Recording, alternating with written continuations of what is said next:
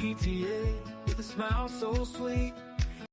She, the force of nature, strong and kind, voice for those who can't speak their mind, sees the world through a lens so clear, finds the truth without any fear. Oh, she's Mommin It Up day and night, with a heart that's glowing bright, helping those who need a hand, guiding them to understanding, counseling hearts so wise and true. In her mind, visions of the new, sees potential in every soul, loves her compass, loves her goal. Oh, she's Mommin It Up day and night, with a heart that's glowing bright, helping those who need a hand, guiding them to understanding, counseling hearts so wise and true. In her mind, visions of the new, sees potential in every soul, loves her compass, loves her goal. Oh, she's Mommin It Up day and night, with a heart that's glowing bright, helping those who need a hand, guiding them to understanding, advocate for every child, lending ears and running wild, shines a light in the darkest place, fighting battles with a mother's grace.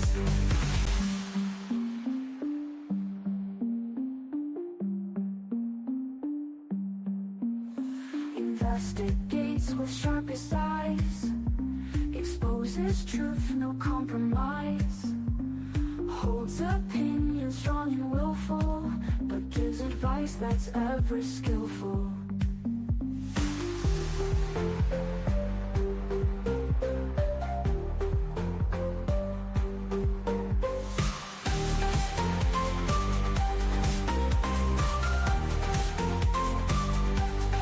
Oh, she's Mommin It Up day and night, with a heart that's glowing bright, helping those who need a hand, guiding them to understand.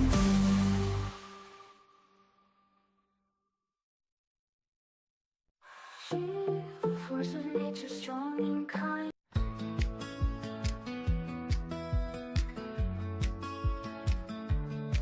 Running up PTA with a smile so sweet, hands in the air like she's gotta preach, solving mysteries with a truth so deep, spreading love, never out of reach.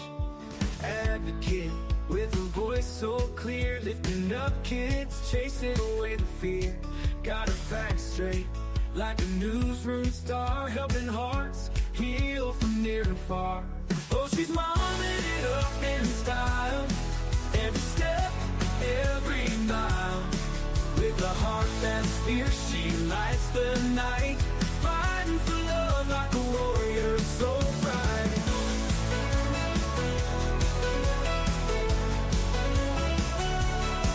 In the counselor's chair, she's got your back, advice so smooth, never gonna lack. Dr. Phil vibes, but 10 times more, with hope that at heart she's the one they adore. Seeing the good, she'll find the gold, even in stories that were once so cold. Eyes like a hawk, she's on the prowl, for every single truth she'll walk that mile. Oh, she's Mommin It Up in style, every step, every mile, with a heart that's fierce, she lights the night, fighting for love like a warrior so bright. And the warrior so bright. Oh, she's Mommin It Up in style, every step, every mile, with a heart that's fierce, she lights the night, fighting for love like a warrior so bright. Oh, so bright, warrior so bright. In the counselor's chair, she's got your back, Advice so smooth, never gonna lack. Dr. Phil vibes, but 10 times more. Open heart, burning heart, she's the one they adore. In the counselor's chair, she's got your back. Advice so smooth, never gonna lack. Dr. Phil vibes, but 10 times more. Open heart, burning heart, she's the one they adore. Seeing the good, she'll find the gold, even in stories that were once so cold. Eyes like a hawk, she's on the prowl. For every single truth, she'll walk that mile. Oh, she's momming it up in style, every step, every mile. With a heart that's fierce, she lights the night, fighting for love like a warrior so bright.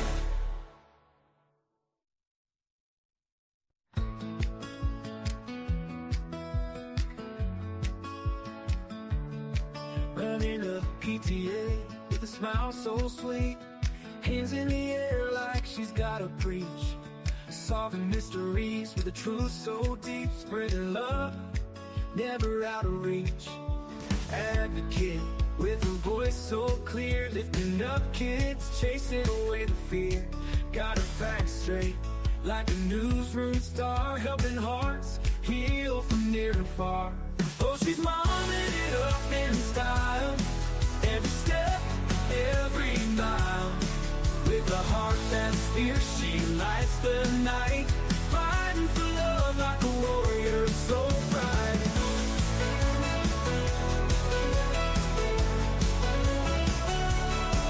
In the counselor's chair, she's got your back. Advice so smooth, never gonna lack. Dr. Phil vibes, but 10 times more. With hope, burning heart, she's the one they adore. Seeing the good, she'll find the gold, even in stories that were once so cold. Eyes like a hawk, she's on the prowl.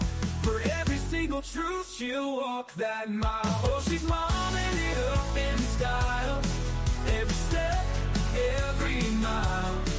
With a heart that's fierce, she lights the night, fighting for love like a warrior so bright. And the warrior so bright. Oh, she's momming it up in style, every step, every mile. With a heart that's fierce, she lights the night, fighting for love like a warrior so bright. Oh, so bright, warrior so bright. And the council. Hello everyone, how are you doing tonight? Welcome to Mommin It Up. I am CCN. I'm your host here on my little kitchen table on the YouTubes. Tonight we're diving into some real interesting conversations, unraveling ethics in true crime, profiling, and a viewer call-in special. So we're going to have a panel on. So grab your coffee, your tea, maybe a glass of wine. I don't judge. It's been a long week, and we still have 2 days left till it's TGIF. So we're going to be unraveling the ethics of true crime, digging into the art of profiling a little bit. And yes, we're opening up those lines to have a panel tonight. So let me know if you would like to join us on the next panel. We're going to make this as fun as we can considering the topics at hand, respectful and full of heart. So if you're ready, let's do this, and I'll say hi to those of you that have joined in chat. Hey, Captain, how are you doing? Hi, Holly, thanks so much for stopping by. Sabina, and then everybody over on X, thank you so much for coming.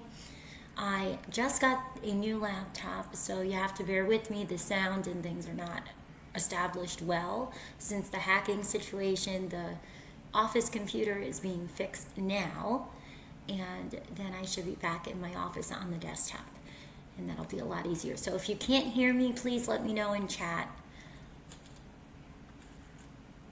Oh, I want to also tell you before we jump into this.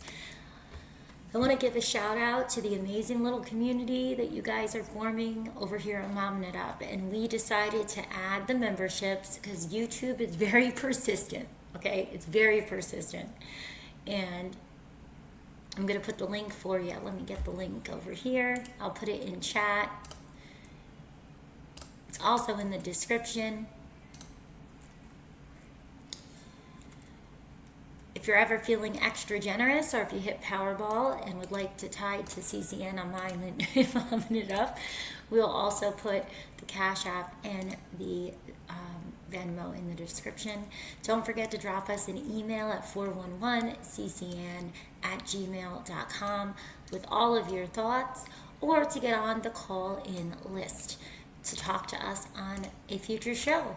So let's get on into this, and I will put some links up here for you. So how are you doing, Gus? How's everything going for you?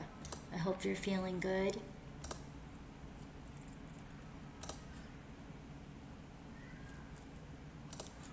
I had quite the ordeal to get this up here tonight for, oh my goodness, having an issue finding the audio that I wanted to go over about the ethics in true crime. It was a crime con discussion from 2024, and it was quite the ordeal to find it. And it looks like I closed it out. I think I got it back. Just give me one moment.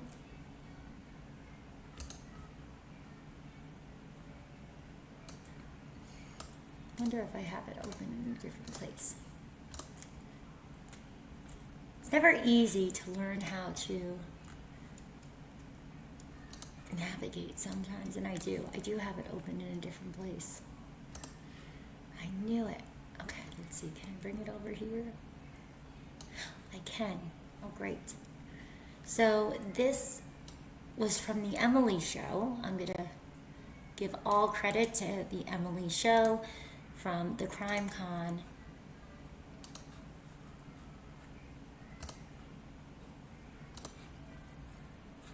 We will be reviewing this under fair use. So all credit goes to her, and we intend no infringements. If there's any questions or concerns on the commentary under the fair use, you can reach me at 411ccn@gmail.com, as I previously stated.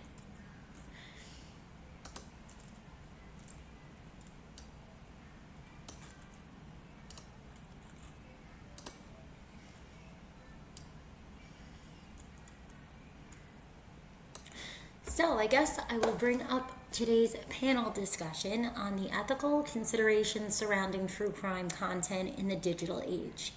As true crime continues to captivate, and we all know that it does, it's captivating all kinds of audiences across social media platforms, influencer spaces, and beyond.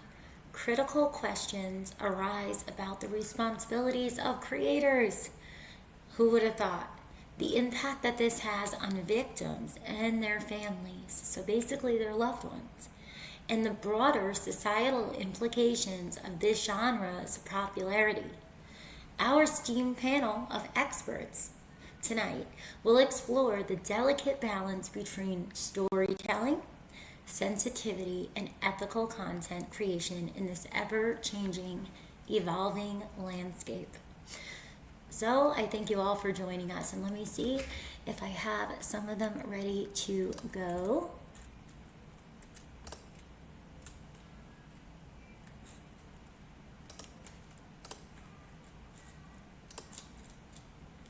Oh, it's so hard when you're learning how to navigate. And you know the worst part of this, okay? The worst part is that Streamlabs changed their interface at the same time as I had to go through this big computer change. I just can't wait to get back into my office space. I look a little like E.T. in this camera. It makes you really small. This is funny. Anyway, let me share the screen, and we'll start listening to this panel discussion. And it is a jam type of night. because in the South on Central Time, we're already at 1:17 a.m. So I have to thank these ladies for hanging around to try to do the panel despite my navigating this new setup. It's tremendously appreciated. Trishy818, welcome. So happy to see you. Grateful for you as a part of this community that also wants to have conversations online, who embodies I have questions and stays hydrated. We love all of that. So if we are still on verdict watch, join the Law Nerd app, because you never know what may happen at any given time. And don't forget, I'm going to be starting gavel to gavel coverage of the Baldwin trial, and you're not going to want to miss that. LawNerdApp.com. Let's get into my talk. Welcome to The Emily Show. I'm Emily D. Baker, the internet's go-to legal analyst and big fan of the cursey words. I've been a licensed attorney for over 17 years. I'm a former prosecutor, and I break down the legal side of pop culture and entertainment stories we can't stop talking about. All credit, as I said before, is going to The Emily Show. 10 years, and then at 15 years, it wasn't as cute, and closer to 20 years, it's a little weirder to be like, I've been doing this for 20 years. But I've been an attorney for 20 years. I was a deputy district attorney in the county of Los Angeles for over 10 years, did quite a lot of trials, tons of preliminary hearings, and all the other court stuff that we enjoy watching together so much. So when I come to content creation, I really brought what I did in the courtroom to y'all. And you know that if you've heard my story about the judge that almost sanctioned me for my face, because as you know, if you watch me stream, I don't control my face well. And you tell me when I put myself in the little box and I haven't made myself big enough, y'all are like, Emily, I can't see your face. I'm like, my bad. So it's the same. It's just a much larger jury pool now, because I'm not talking to 12 to 18 people who have been pulled out of their workday. I'm talking to 30, 40, 50, 60, 70, 80, 90, 100, 300,000 people live concurrent. And you guys get to be there. Well, thank you. And you guys are there where you're at. So some of you are at work. Some of you, we're not going to tell your bosses you're at work. Some of you are doing your laundry and living your life, or going to the grocery store. I didn't start at the part that I wanted to start at, but I would like to bring on our fantastic panel guest. So we're going to start out with introducing Trishy818. Hey Trishy, how are you? Thank you so much for joining the panel tonight. Hi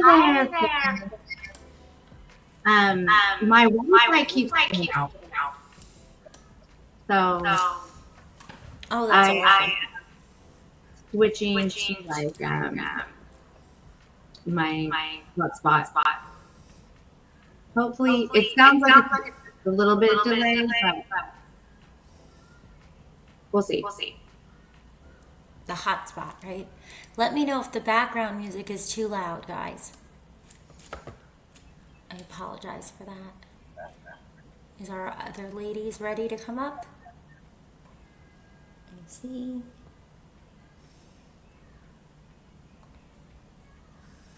Can you see them in the back? I don't know if you can see, or if only I can see.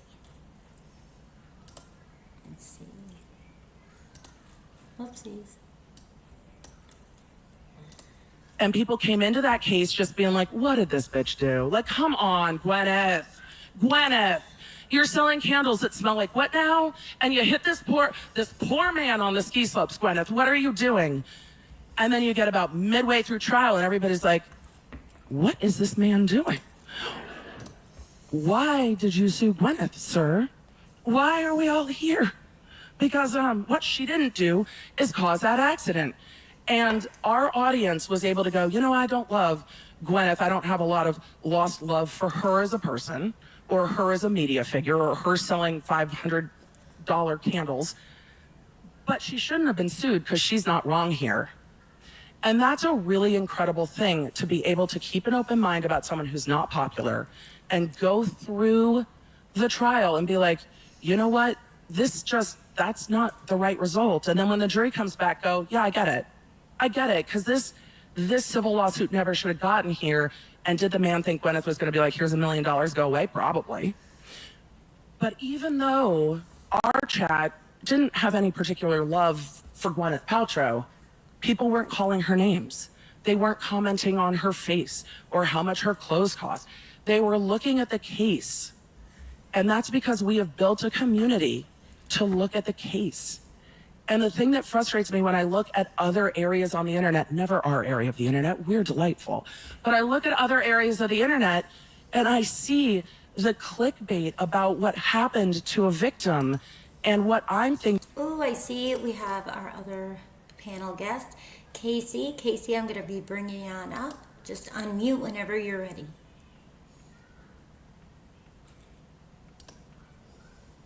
Hi, Miss Pepper. Nice to see you. Oh, hi. It's Casey. Hello.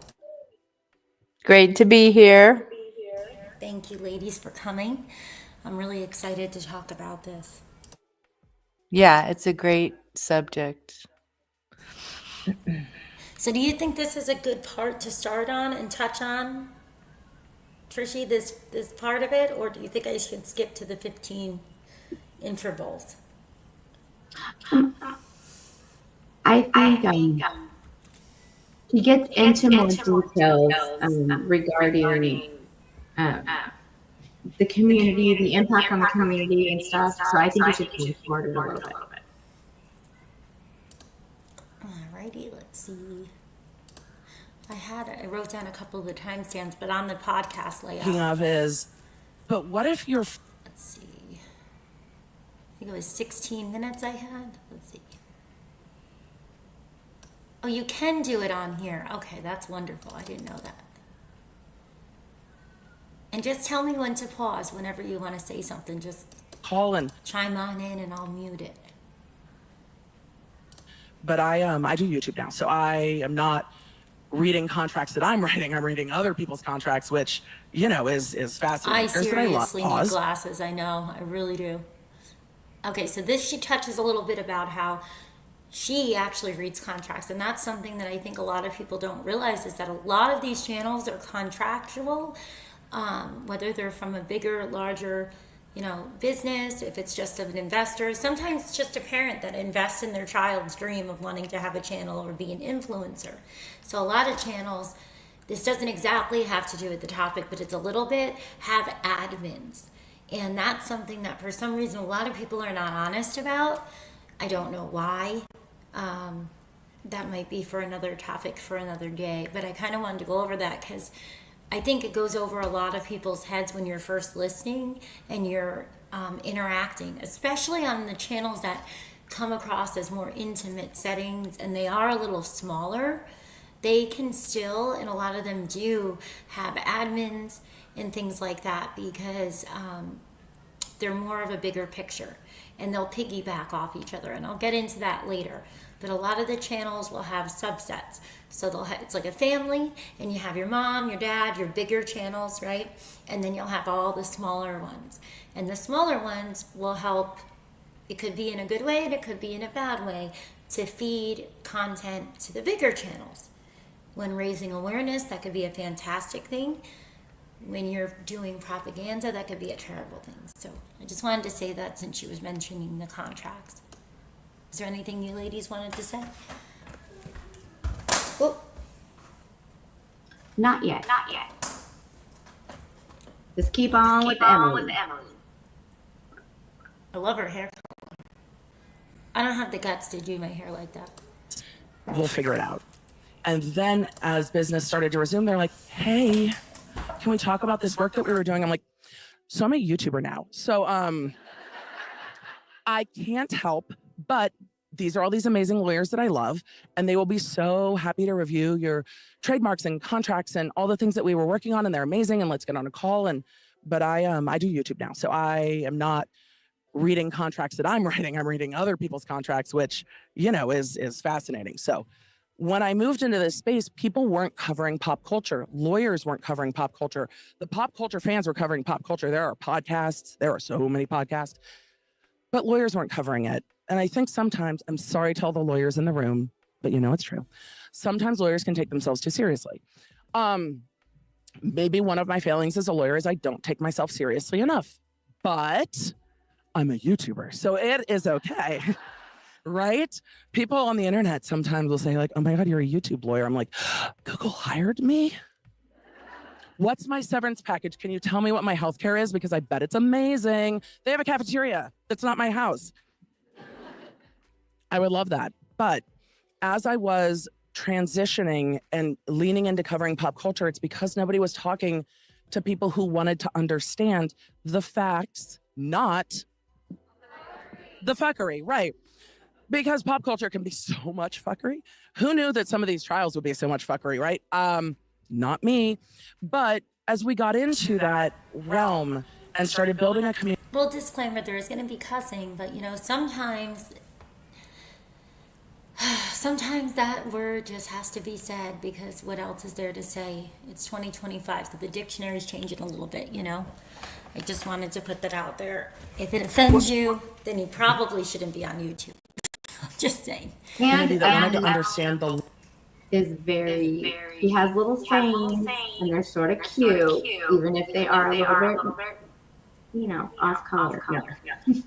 She has funny little things that she says. Yeah.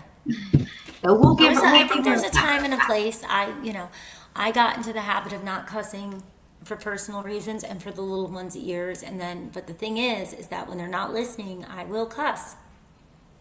Trishy has heard me cuss off the record, off of this lives. I have cussed sometimes, so I'm not judging.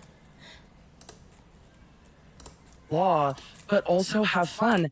There wasn't any of that happening.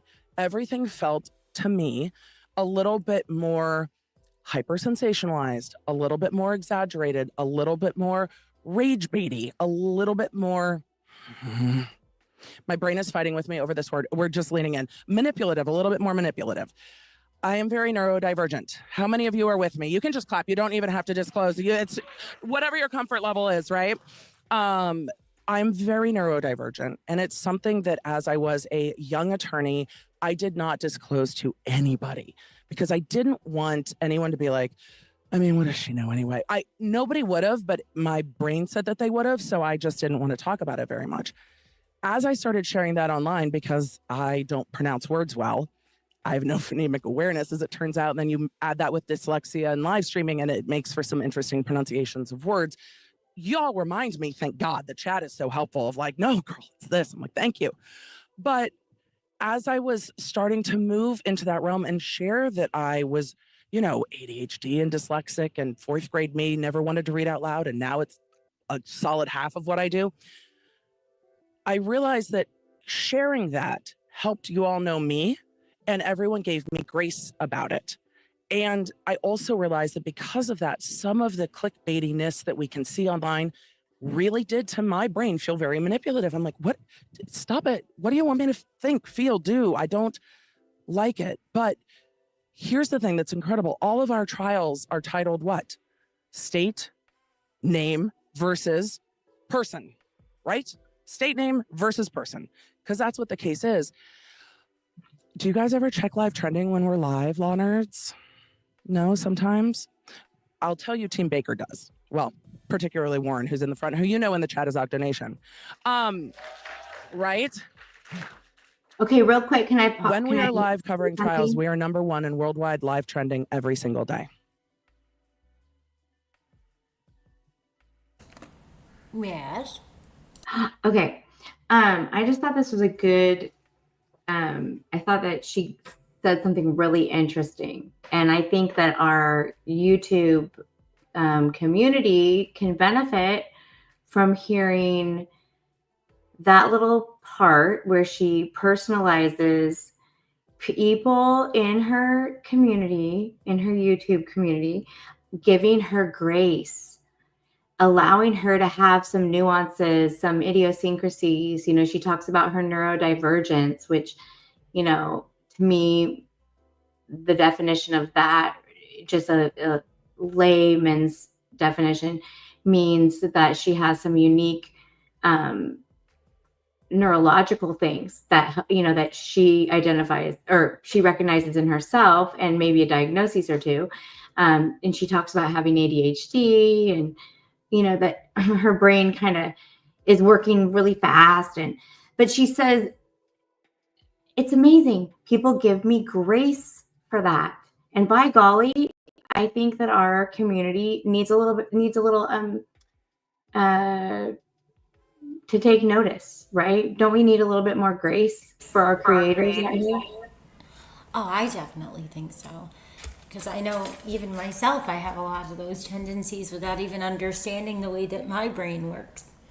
And plus, you never know what people are dealing with, right? You never know, because you leave your baggage at the door unless you're doing a vlog and sharing. But there's not enough grace at all. And I think that it's really a shame, not just for one another, but I've noticed for the subscribers, and then obviously a lot of the people that get affected, from the families to the victims to those that are drawn to the case, right? With trauma, different things like that that are associated with people learning about a case. So yeah, grace can go far, or the Lord's tender mercies can go far.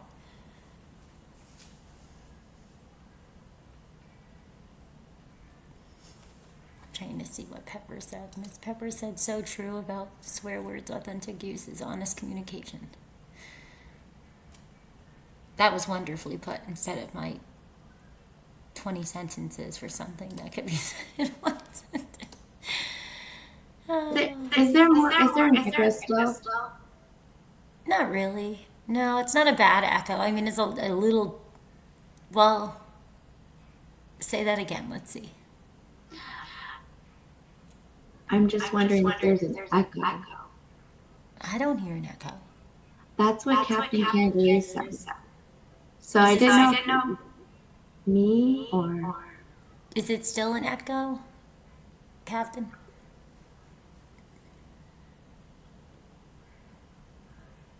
Guess I'll play her again, and then you can let us know in chat. If you want to join in and give us your opinions with us, you're more than welcome. I can send you a link, Captain, if you're feeling up to it. Miss Pepper or anyone. It's just tonight I don't want to bring anybody on that I hadn't pre-screened and talked to. Just to keep the flow of the information, because I want people to be able to actually listen and skip through to what they need to, on the upload.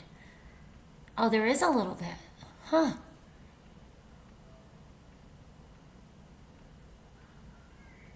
I just figured it was my speaker. Yeah, it's not that bad then. I wouldn't mess with it.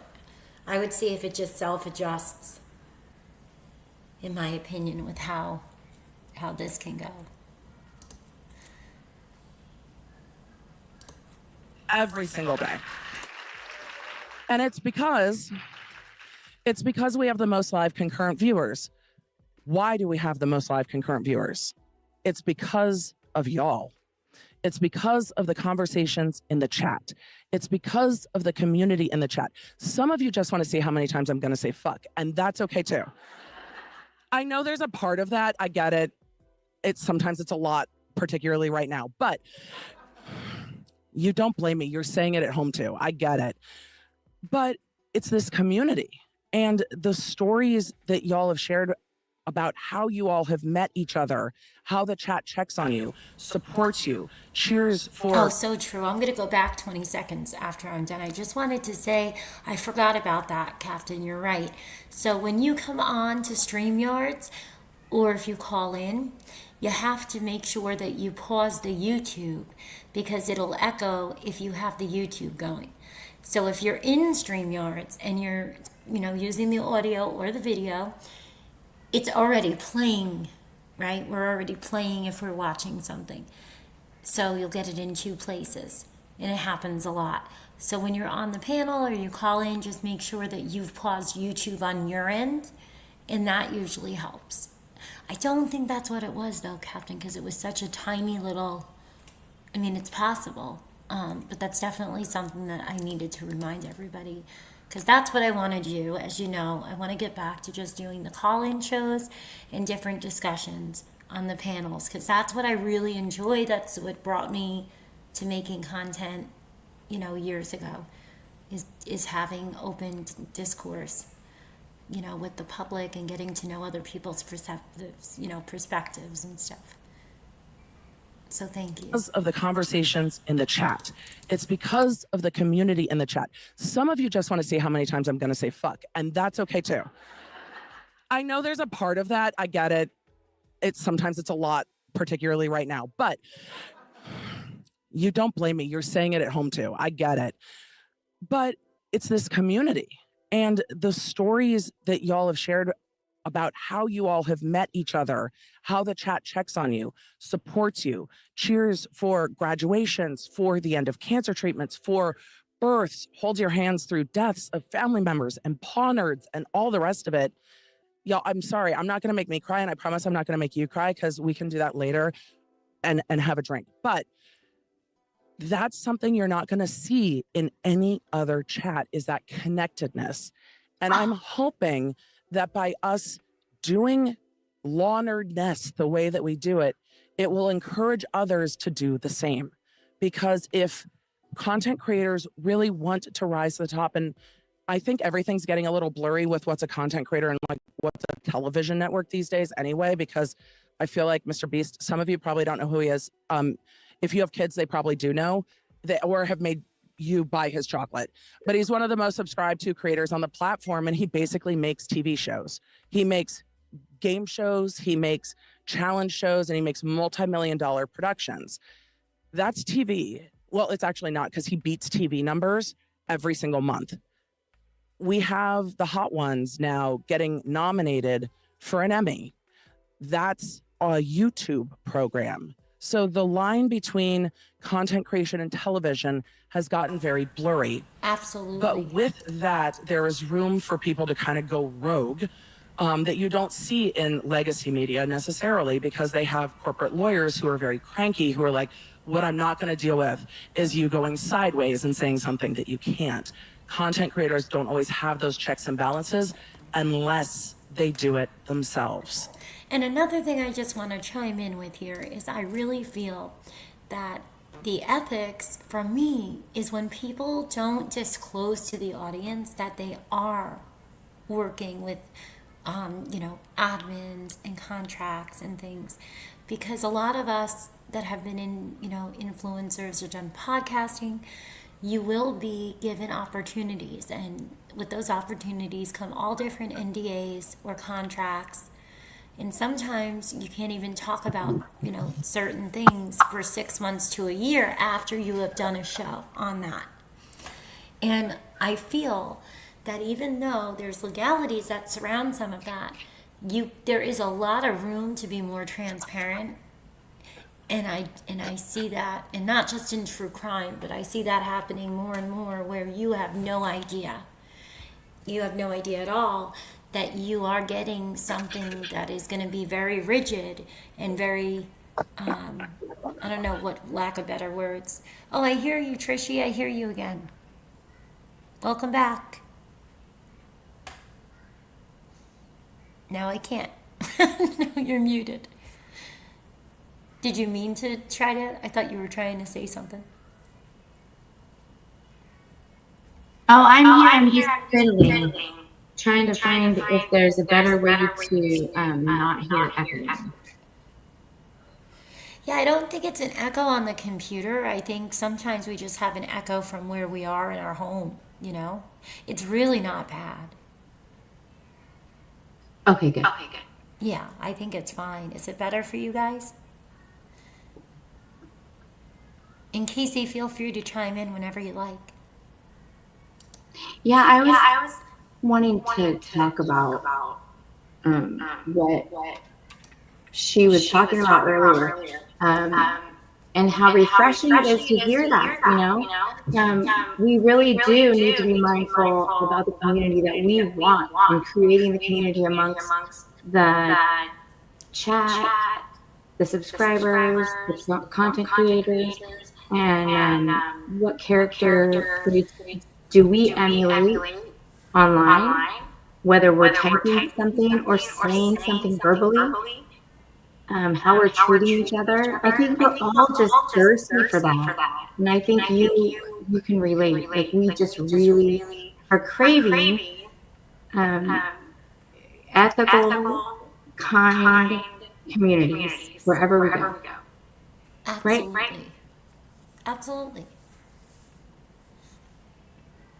And I think it's easier to have that too when you can kind of self-reflect that this is part of the real world. It's just a different way of reaching the real world, because sometimes we don't realize if we're still, if like I always say, an echo chamber, and we're a lot of YouTubers that I've met, their own family doesn't even realize that they do YouTube. Like they might know that they do certain things for work or as a side job or something like that, but they're not even aware, and they're polar opposite, right? When they're not on their shows. And also, I think what's sad is the fact that a lot of creators, I hope they're self-reflecting when they're new to all of this, how profound sometimes talking to other people can be about somebody else, and how that could actually affect them, with job opportunities and all different things because of the way that this has become a business. I know a lot of people don't like to call it a business. It depends on, what that means to you, but it is a business in the sense that that's what YouTube wants. They want you to use this as a business, and they provide you a lot of, free resources to do so, and then they want you to earn an income, not just for you, but to keep their business going. And I think we lose that a lot, sometimes. At least that's what I've seen lately. Because when we're taking something, that we hear in one place, and we're not doing our due diligence to vet something. For example, if I came into somebody's chat, because this has happened many times to all of us over the years, and I'm saying all kinds of stuff and I'm doing all kinds of stuff, you have to at least take the time to validate that that's actually me. A lot of accounts do get hacked, especially when you start having a following, but it happens to people sometimes that are just subscribers because they open a link they shouldn't have opened because they didn't know. Or they click a link. Sometimes they could be posted in chats, sometimes they're in a description. You never know. And I think it's a big deal because that could cause a lot of problems for that creator that didn't even know that they had done anything. They weren't aware. And it's just one of those things that I think it depends on how you get into this and who is having the oversight of guiding you through this, to tell you how to vet these things and why they're important. Because at the time, it might not affect you. You may not care, and you think, oh, so-and-so is doing this or so-and-so did that.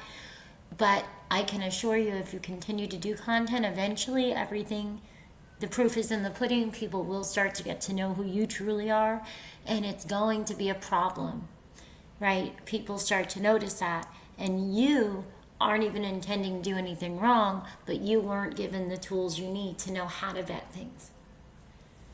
I know that was kind of in a couple directions, but I'm hoping it could help people when they're replaying and who's tuning in tonight.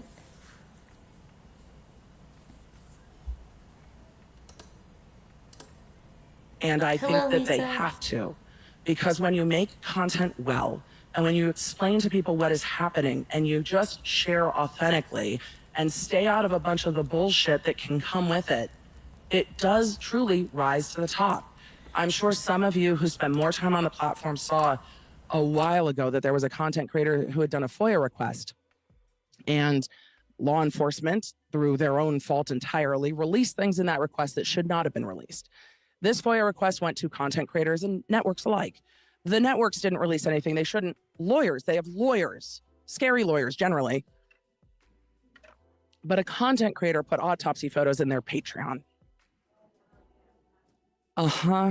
You guys, some of you are like, I absolutely remember this moment. And it makes it really hard for all content creators to fight back when media's like, but you're on YouTube. And I'm like, have you seen my streaming numbers versus your streaming numbers though? Because I mean, yeah, I'm on YouTube, but also YouTube has a live chat. And last time I checked, TV doesn't. And every time I've been on TV, you know what? They don't. There's no live chat unless it's WFLA with JB. He has a live chat. We love him.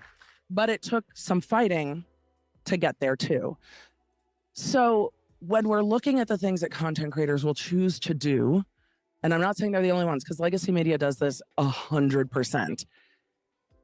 It devalues what's ethical. It devalues what is beautiful about creating on a platform where you can interact, because there is a slimy side that sometimes people will lean into for clicks and for views, or in this case of autopsy photos in a freaking Patreon for more money. And that hurts, I think, all content creation, but it hurts more for me in this space. Like it. Right? Yeah. I mean, crazy. It really is. I feel like she's saying what I'm thinking. She took the words out of my head. Yeah. Right? I mean, sometimes, and the slimy part about content creating, right? And how people lean into the slimy part. And we know, we don't have to say names, right? Yeah. We know. And bashing people, going real life, all of those things. Buying bots, buying the fictitious views, likes, and things. Yeah. People do that to affect other people's channels. That's a big thing I noticed happening around here, especially in the discussion surrounding, like Sebastian Rogers' case and certain things.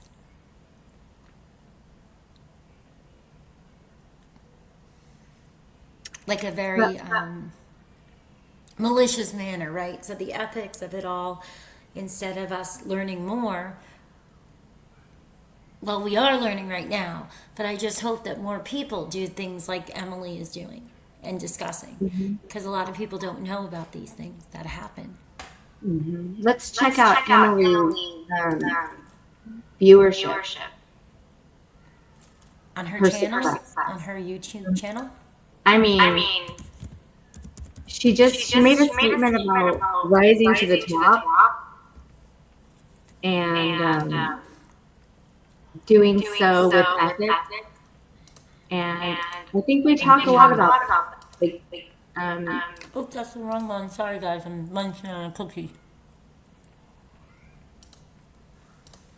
Sorry, I'm trying to show her. Go over to the YouTube. But I hit the wrong button, so you saw me eating over there.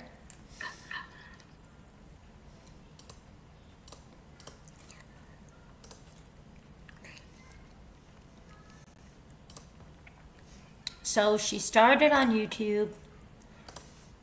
It looks like, let me see. This was a video. Well, this is Emily's show. She has another channel called Emily D. Baker. So the Emily. I mean, this is her Emily's show channel. Yeah. Then her other account is Emily D. Baker, and I believe that is a large It's in here. So this one that she launched was in, looks like 2022. So March 28th, 2022. And then, so as you can see, it had about 6,000 views. And then if you go over to the original one, which I'm sure is how they found her from the original one. Oh, that's interesting. She also did a TED Talk, so that's fantastic. She uses vidIQ, which is what I did the coach when I was a coach. They're one of my favorites. How come it doesn't show her? I guess we can do it ourselves. Okay, Emily. I would thought that she would have had a link to the other channel, but she has the X and but not the YouTube. So this one is at 849,000 subscribers, and she started on this one. Yeah, just a tiny little channel. She doesn't really know what she's talking about. She only has almost 1 million subscribers. I know, right? And this was September of 2020. and it had 23,000 views at that time. So her originating must have started somewhere else, because she said she was around for a long time.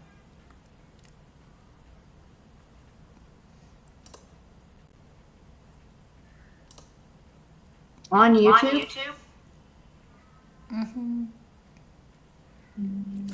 Trying to see. Well, I could Google it as we continue to listen, or maybe she shares it while she talks. Because she was a prosecutor in LA County for like 17 years, I believe. And then she did do a TED Talk about choosing to live, and that she didn't want her career to define her, per se.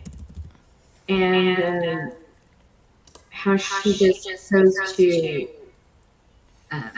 start her YouTube, her YouTube channel and share. 2015. It says that she started her YouTube channel in 2015. Oh, cool.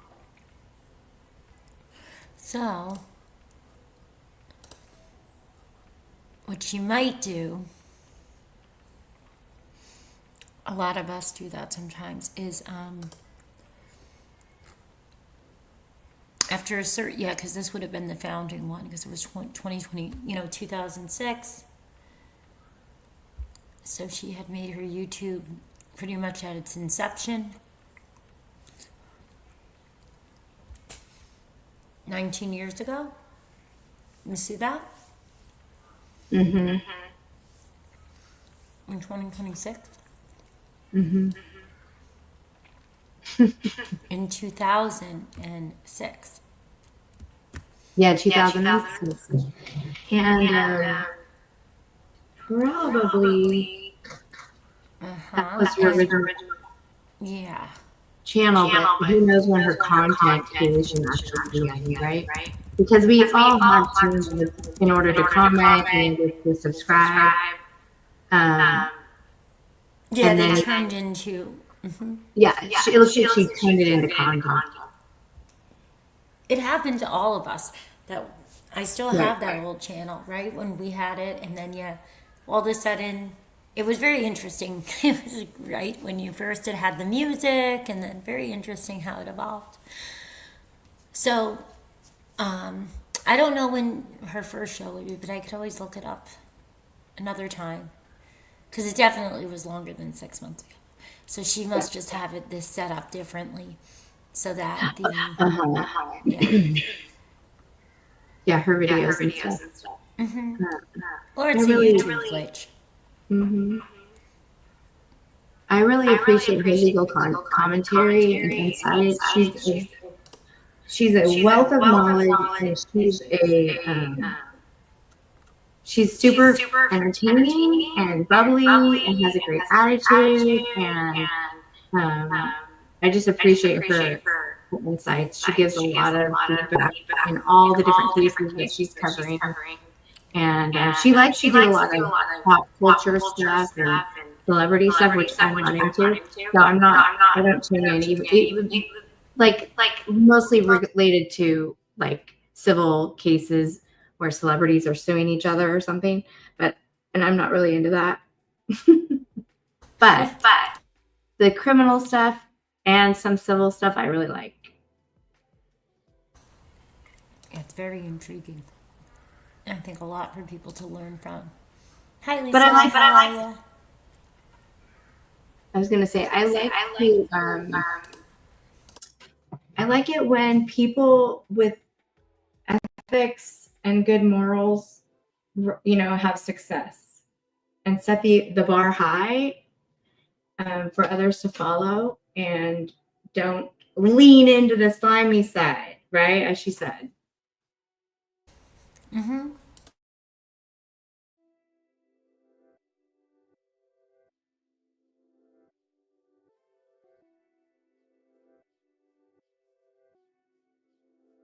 Oh, I don't know how I muted myself. I was going to say that maybe we could do a part 2 at some point and talk about the effects after we do this one of the algorithm, and how that's not helping encourage change, positive change, right? It could help dramatically if I feel like people weren't stuck into an algorithm on top of everything, because it's really hard when that happens to get around it. Very difficult. And I had not seen that before. Not like this. Not like I've noticed when you're talking about some of these true crime cases. Yeah, I don't know. It's very interesting because it seems like you get stuck into, well, we know that there are all these different algorithms and how YouTube will market you and where they place you when they're sharing your content and they're suggesting people to watch your content. And it has a big effect on that, you know. And it stinks because if you're trying to get people that you want to talk about something that's profound or serious, but then you're being marketed for entertainment or comedy, you're not going to have the same viewer and you're not going to have the same audience. So it ends up, you know, reversing and tanking you with the people that you want to see, but making it higher with the ones that are viewing you. So the people that are into the comedy and stuff, since we're, you know, for an example, you're going to keep getting pushed to them because it's like a, you know, it's like a vicious cycle. You get shared out to a bunch of them in one algorithm for whatever reason, and then they're in the chat, and now you're stuck in that algorithm because they're the ones that are retaining their the watch time. And YouTube goes off a lot of watch time, not just shares and, you know, likes, dislikes. Yeah, so the algorithm I've noticed for myself has been not great. It's really hard to wiggle around that if you just stumble into a chat that isn't about discussions, or you are logged into your channel when you're watching other things. Somehow it does, it like messes up the algorithm. But I know that's off topic. Let's go back to, If some beauty TikToker is gonna wear fake eyelashes,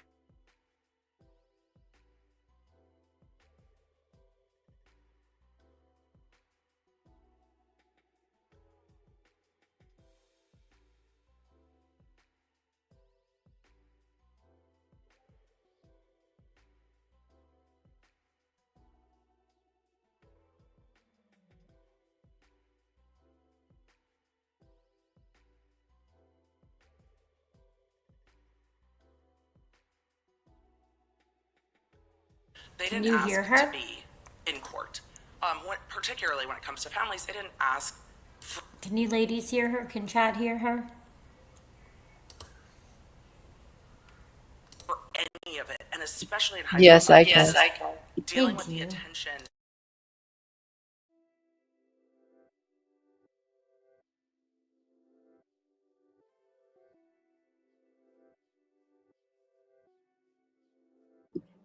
Now I can't. stopped? And then we're back. Now it's on. Yes, we That is so weird. I I love it. Okay, let's see what happens. You know what happened? I think it's they changed all of it. What do you think of all of this, Casey? If you wanna share. Well, oh, now I hear an echo. Yeah, I don't know. I think it's very important that, you know, in any kind of as far as the discussions go and the chat goes, you just have to set a tone that people who decide, you know, to go, I don't know, I guess, evil or unethically in their comments, that they're, you know, given maybe one chance, but then they're out. So it keeps people, you know, I guess, honest that's the way I look at when you're talking about ethics, to make sure that, especially in true crime, that people aren't,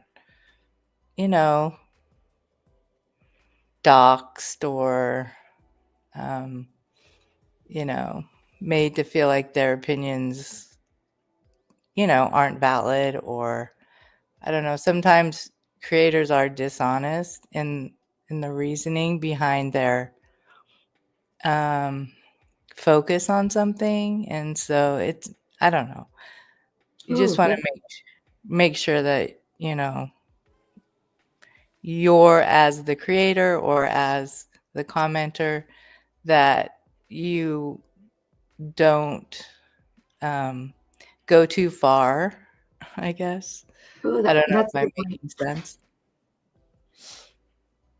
Something that helps a lot, I realized, and I put it right back on, is having, and I agree with you, first and foremost, but I realized that if you turn on what do they call it, where you have to be a subscriber for a certain amount of time to be able to talk in the live stream chat, Okay. in the live chat, and that can help. Yeah, that's a good idea. And then normally we always do 3 more, except for the other day I had a hate raid, as they call them, and the reason I was letting that go is for other things, because I'm trying to document and compare, and I needed to kind of figure out where this was all coming from because I get a lot of comments that I erase, because normally you keep blocking the first, or you can warn somebody. Sometimes you can give one warning. Most of the time you should be able to give a warning. Any other channel I was ever with, you always could. But, if they're going for something horrible, like, a racial slur, or then there's none, right? That's not, you already know what you're there to do, and it's not good. And it's just immediately hide them.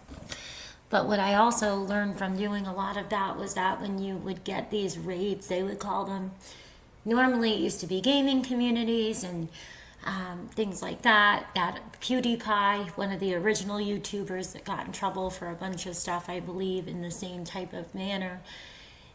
You have to time them out for a long time, because what they used to do is they'd come back. So you'd have 100 people, and then you don't realize, because they're in this huge gaming thing, right? This whole thing. They come with 1,000. Oh, yeah. I'm sure you remember, Lisa, how wild that was. Gus, I know you do. But that's why, so the other night when I had one happen here, I was like, oh, I know how that works and operates. So instead of completely, let it play out, except for the worst stuff, and then mitigate a whole ton more, if that makes any sense, especially because of this algorithm stuff that I've noticed. And that way you don't encourage, because that's what drives them sometimes, right? They get this encouragement of, oh, well, you think you're going to be able to do this? Because they want to disrupt, So then my other go-to, after, I've already engaged once now, and I've been nice and given way extended grace, is the next time is you just ignore. So I just wanted to piggyback off of what you were saying, because I absolutely agree and concur tenfold. So to speak. I think through the whole chat will get off on it, off the subject, and focus on the one psycho in the group. Yeah. So. Oh yeah, you have to stay ruins on it. Yeah. Otherwise, you might as well just have the live chat off, because then you're not even enjoying the experience, and you're not interacting or whatever it is that's bringing you to the place to begin with, right? Yeah, for sure. It's really interesting how the dynamics pan out. And it's not hard to do. It's very easy, to do, to be honest with you, from my experience. And you know, I could be proven wrong. I'm wrong many times, you know. No. But it's really easy with a lot of what they give us to do now as a creator. But there's no, I'm really hopeful that different platforms are going to tighten up a little bit like they used to, where it comes to having to stay in your lane, so to speak, of content and have to have some accountability. Because if you're doing cases and you're true crime or you're doing certain topics, you should have to already have that kind of decorum. Whereas I see a lot of people just taking a topic and taking something trendy, and it is just, let me take all my nastiness out on the world in any way I can because I just am really an angry person. You know, like that's not what they're there for, is what we think we're going there for. Right. They switch it, a bait and switch kind of thing. Yeah. It's echoing for Casey, and then it's echoing for me too, right? Yeah. Oh, but Now it it's doesn't echo. definitely a little more echoey than it was. Are you Oh, it using is? that mic? No. Maybe just back up a little bit or put like a piece of tissue or something over the mic area.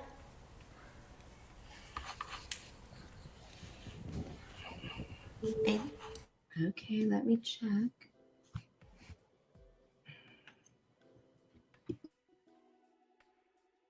Miss Pepper, yes, that's perfect. The way that you're saying it actually is.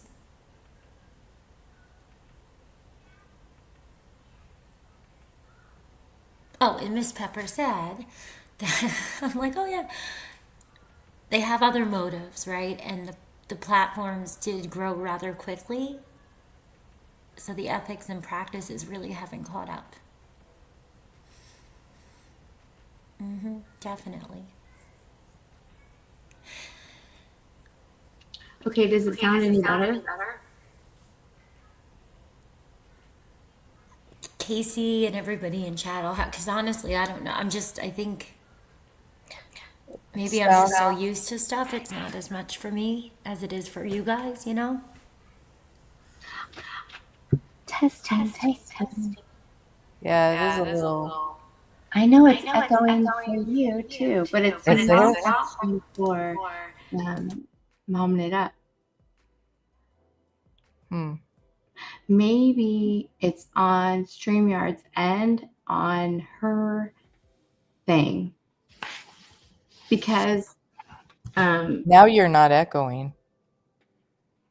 Yeah, I think when somebody talks, if I have the mic open, I don't know why, but maybe it's loud enough in my earbud. I don't know. oh yeah, that's what I think it is. So Yeah, because you don't echo now, and I don't hear an echo when I talk. Yep, Well, it's me. It's me. I hear it, Karen. but yours isn't. You're just a Karen. I hear it. I think it must be the earbuds. We are not technical geniuses. Okay. I don't know why it bothers me. Like I can't focus. Oh, no, that would drive me nuts. So I'll just mute when you guys are talking. I'll just mute because I didn't hear the echo because I didn't even think of that.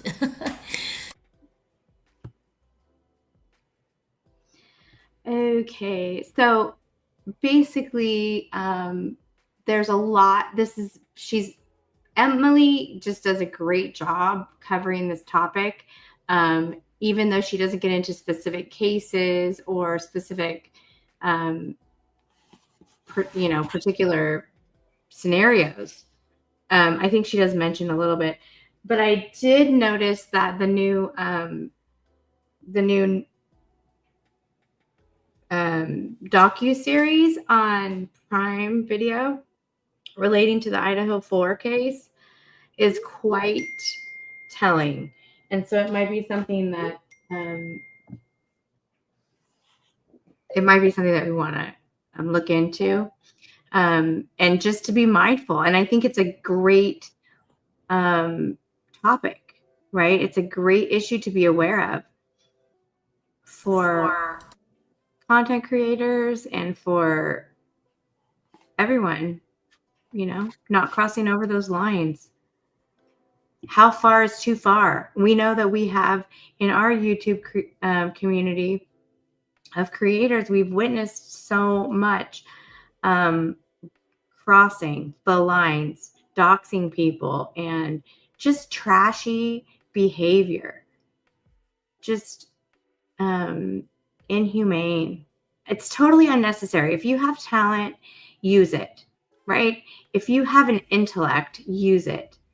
If you don't, you will stoop to those levels. You will do sensationalized content and try to lean into the slimy, as Emily says. So anyway, I will move. Yeah, and it's not sustainable.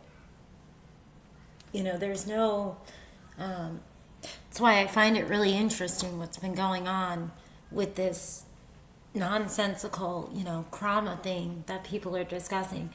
It's not going to be a thing. You know, it might be a thing for some for a little while, but it's not going to, you know, I mean, I've looked at things and seen things for a long time, and it's not going to be, you know, I'm sure Captain and a lot of others, and maybe you ladies, you know, can even agree on that. It just doesn't sustain like that. So you're not going to have a channel. You're gonna have to go to different things, you know, in different places, and not saying that people don't, and they aren't able to follow each other to something else and do a different subject, but it's not sustainable when it comes to having any kind of income and revenue. So I think people just ride it as far as possible in some aspects when, for the first time, a lot of the people that enjoyed just, you know, being funny from things like that Pootie Pie type of thing years ago, just going in and just being silly and not being mean, but picking random, you know, live streamers, and to go into the chat and say like the whole, was it DX or I can't remember, XGD or something like that. They would all come in and just say that, or, you know, and it was silliness. But then you see a lot of the people that have piggybacked off of that, and that's not what they're doing. But it's sad because it's not sustainable. You're not going to get out of it. And if you really enjoy it, it's like, that's it. You're good luck. It's going to be very difficult, in my opinion.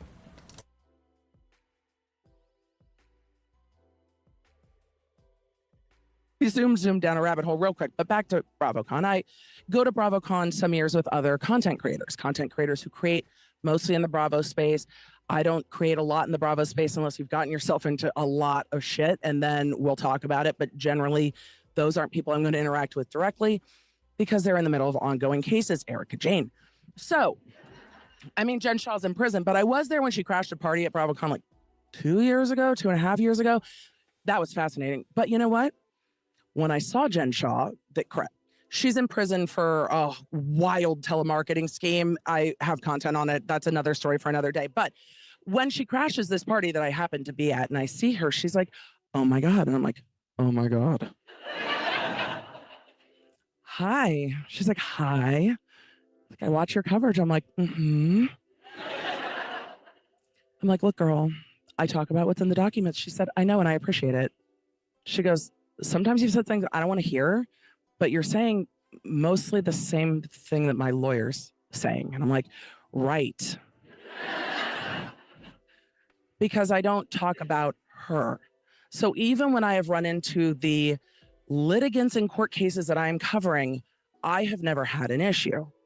I have been with other creators when they have had those issues. I never want somebody to come up and be like, I can't believe what you said. We might have differences of opinion, and that's a conversation, but that's not a throwdown in the middle of BravoCon being like, I can't believe you said this shit about me. And I would never want that. Would any of you want that to happen in real life? No. We were at the Falls yesterday, and I was saying hello to Joseph Petito. He had watched some of my coverage on his daughter's case and then his own subsequent legal case. And we had a lovely conversation because he is a lovely human. But I am never worried that when I meet people that might come across my content that might involve them, that it's going to be a problem. or that they're going to say to me, I saw what you said, but I saw what the comments section said. Because what you're not going to find in Law Nerd comment section, and we do not go in and delete them, they're just not there. What you don't see in the Law Nerd comment section is people belittling those involved in cases. And we are still at the top of content creation in this genre. And I just wanted to add in, something that I also realized is that there's something odd. I mean, I don't know. I don't know why, and I guess it doesn't matter. But when you have a lot of people now that are not even allowed. Now, legally, they are allowed, but I don't know if it's contractually, or I'm not sure how it's going, to have a conversation with you that is not on a live stream. I've noticed a lot of that, where they literally are not able to have a conversation with you. And I think that is some sort of a tactic in itself of trying to create, whatever, animosity. And I don't think it's ethical. I don't even know how it would be allowed, but I've noticed that substantially. Okay, So, can I ask a question real quick? Yeah.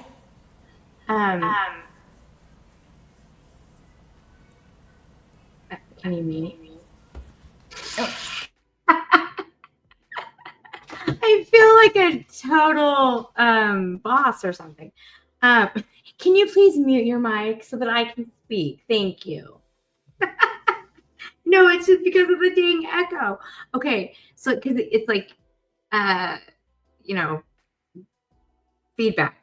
Okay, perfect comments, Emily, about how you wish other people hear your comments. And so in other words, you don't want them to hear you talking poorly about you, right? You wouldn't want other people, if, for instance, I don't know when my mind is wandering. Okay. The Idaho 4 case. Okay. So now we know there was a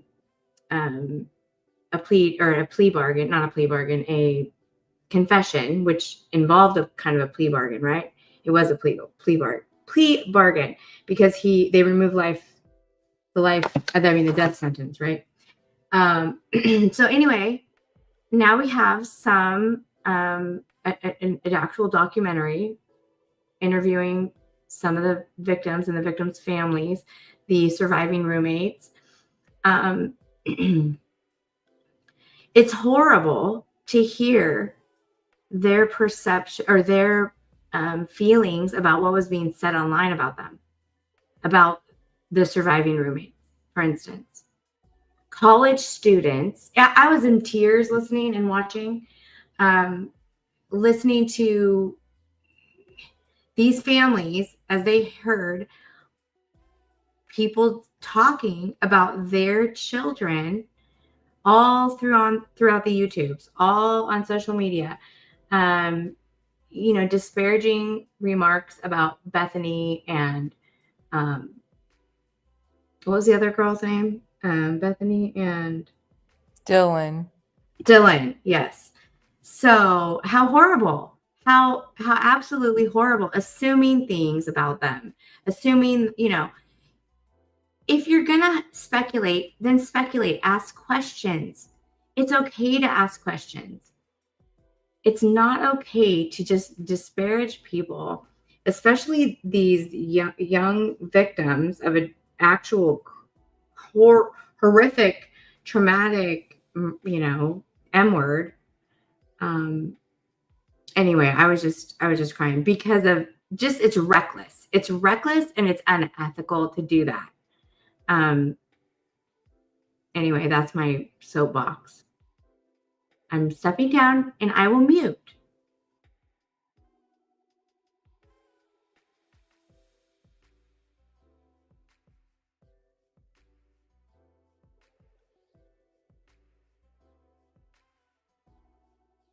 Oh, I think we lost our hostess. What happened to Mommin It Up? Well, anyways, I guess she just said I could take over. Casey, do you have any opinions about? Did you watch that primetime I keep calling it primetime, prime special docuseries about the Idaho 4? Yeah. Episode 2. Oh, you did? Oh, here she is. There she is. She's back. Okay, sorry. Sorry, I booted myself by accident. Sorry. I was just asking Casey if she watched that. Oh my gosh, this might be the problem too. It looks like my X is open. So let me get rid of that. Okay, maybe that's another problem. Did you watch? It's episode 2 that has the highlight of how the social media influencers or social media impacted their families, and it was it's heartbreaking anyway, right? But it really did strike a chord with me, you know? Yeah. I haven't gotten to watch it yet.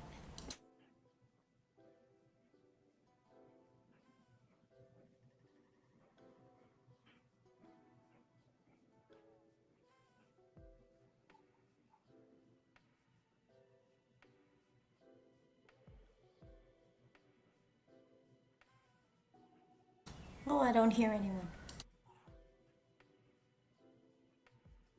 Casey, did you want to answer? Or is that all you just watched it? It's No, still I late. did. Yeah, I did watch it. And yeah, initially there was a lot of, speculation as to why, how they could not have done, called the police right away or whatever. And, you aren't there. You don't know what they heard, what they saw. And I heard recently that the one girl that was on the basement level would not have been able to hear anything because of where her room was positioned. So, it's just hurtful to the families, I think. So you have to be careful about So that. I'm only on episode 2 and I didn't hear that. Wow. And I did the one thing that I did hear, because it's fine to speculate. It's just do it with ethics, right? Responsibly. I feel like if you're stating, hey, this is my theory and I have questions about this, because I was confused too. But I also know that I'm not law enforcement. I haven't interviewed the people, right? I know that I'm not working the case. So, but I think that we, to have content with these, gosh, to have content, it is, sometimes people do get sucked into hypothesizing over a line, right? Going over a line and taking it too far. And I think that's what we just have to be careful, mindful of it. That's my thinking. Okay, I'm muting. No, I agree. And I think, unfortunately, there's people that are never going to, right? They're just not. And I'm interested to hear what she has to suggest on, how to handle that, because it's just a reality that I think we've all stumbled on in our everyday life, in society. Some of us have some people in our own family sometimes, and we're a neighbor, and they're just, they just don't care, right? They just don't have, they don't have a care in the world when they lay their head down on their pillow at night. They don't feel bad, for saying or doing something that they know was without even any reason, right? So I'm interested in hearing what she has to say about that as well, because we could do a lot more. And that's why I kind of always get on people that have the producers and people that are helping them and people that are still kind and nice and, what are you doing? because you're really creating this. Because people like me, for example, we're never gonna get out there and do things, because there's people that will literally make sure, when they see somebody starting out, if they're doing it on their own and they're not, taking a contract and going and just doing something, if they're doing their own kind of content that they want to try to do on their own, they'll just come in and they know how to, make sure that doesn't happen. And I just don't get it. I think that there should be more ethics and more accountability. Right. And I think YouTube can do something about that. What do you think, Casey? Oh, exactly. I totally agree. Yeah. I mean, the motives of people, sometimes they don't take into account ethics or fairness or accountability, anything like that. They just want money, they want views, they want clicks, and nothing else matters, which, yeah, it's sad. And especially, considering the genre that we're working in here, right? It's true crime. It's very sensitive topics. They're very traumatic. They're very graphic sometimes. They're hot buttons, right, for people's PTSD. This should be a genre that is we should be highly mindful of our audience and what they've been through, right? Perhaps in their own personal lives. We should be mindful. We should be walking very cautiously and not recklessly. And unfortunately, the popularity of this genre, because it is something that the society, it is very popular, right? True crime in general is a very popular topic of media, right? And so I think people lean into the slimy, as Emily said. That's not going to be my new term. Lean into the slimy. They lean into the slime because it's just like a contention.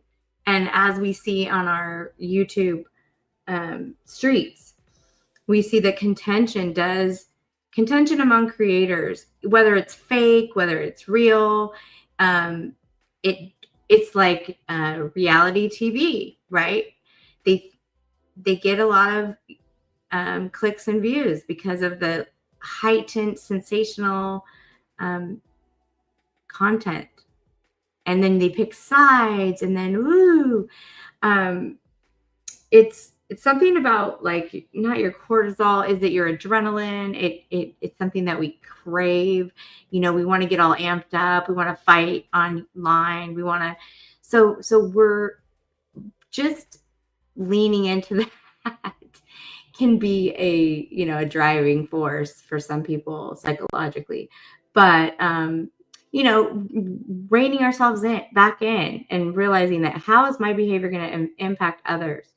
Am I actually be a little bit introspective, be a little bit self modulating and self censoring? That's important. I think, we have responsibilities. So we don't want to re-traumatize people and stuff. We don't want to cause PTSD for anyone. So it's one thing to bring awareness and to hypothesize. I think we can just be each other's, not babysitters, but reminders, be good examples, lead the pack, right? So I'm going to lean into the good, not lean into the slimy. What can we call it? Leaning into the help. What would be a good word? Lean into the good, right? Lead the way. Healing. Like healing. You can, lean into the healing. Be a force for good, right? Yeah. Be a light. Yeah. Because shining light on the darkness, right? Helps kill the darkness, helps helps dim the darkness darker. I don't know. Oh no, all the bad things scurry away, right? When you turn the light on. Mm-hmm. So anyway, carry on. See, yeah, and for me, like I see it with the true crime stuff, I see it a little differently. You know, because when they're doing the hateful stuff, they're spreading rumors, they do different things, right? People are doing fake sightings, editing videos, all kinds of stuff, you know, you can see if you go throughout the content over the years. And they're not growing real audiences, though. And it goes hand in hand. Nobody wants to stick around for the negativity, right? Nobody wants to come in and have to hide everything about them, can't honestly even chat in a chat room, let alone participate in discussions.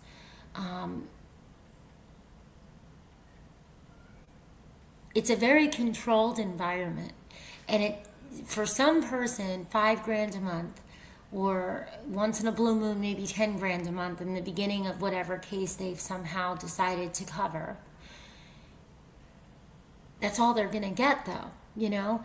And I think it is bad because I do believe that we have had people that are doing some sort of production type of thing with a lot of these different channels and opportunistic stuff, you know, where new people come in and out like we always see with the admins and everything.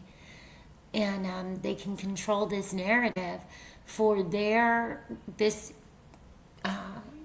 like almost like a TV network where they're trying to call it a trauma network, but in actuality it doesn't exist. It's a hateful network of making up things and going after people that you don't like with made up things, not even factual things. It's like the boy who cried wolf, which is extremely dangerous when you're in environments and having such a close involvement in an active case, because you don't know if you have somebody that's doing a traffic situation, somebody that could be a serial unaliver, somebody that can snap at any moment. We don't, you know, there's a lot of risks, but it has this echo chamber type of thing that's gone on, right? Because the people that are here for true crime or for a specific case or a specific discussion want nothing to do with any of that. They don't want to, nobody wants to deal with it. That's not what they're coming for. And I think that's why when you look at the other channels, they're much larger and they're not dealing with, you know, this kind of stuff. But you know what else I noticed? They will never discuss a lot of the cases that I've seen certain people discuss in this quote-unquote trauma over the last 4 or 5 years. So my concern, and this is off topic and I'll get right back to letting us finish up, you know, listening a little bit to Emily, is when you're able to do that and you're able to bring in parents and things, it's creating an environment that bad people are going to exploit, and you don't know that parents or something bad is going to happen just because they know that if they just take their story here, if they just throw $50 to a Cash App and a bunch of super chats, nobody's going to be talking honestly, openly, and it's going to cause all kind of mayhem and chaos, and they'll get away with maybe profiting or covering up what they did to potentially to a child. And that concerns me greatly because I don't see how any of these channels are going anywhere, even though it seems like they are, right? It does seem like they have a lot of people, but in the bigger sphere, they really don't. They have a lot of people from a totally different mindset, right? Not the type of people that I would want to be around. Those are the type of people that in true crime we should be protecting. See something, say something. Not putting out, billboards for, hey, the most undesirable that enjoy this and that, come on over here and hang out.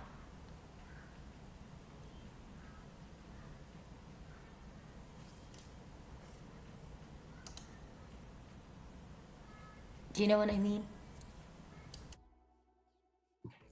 Yeah, I totally understand that. That's scary too.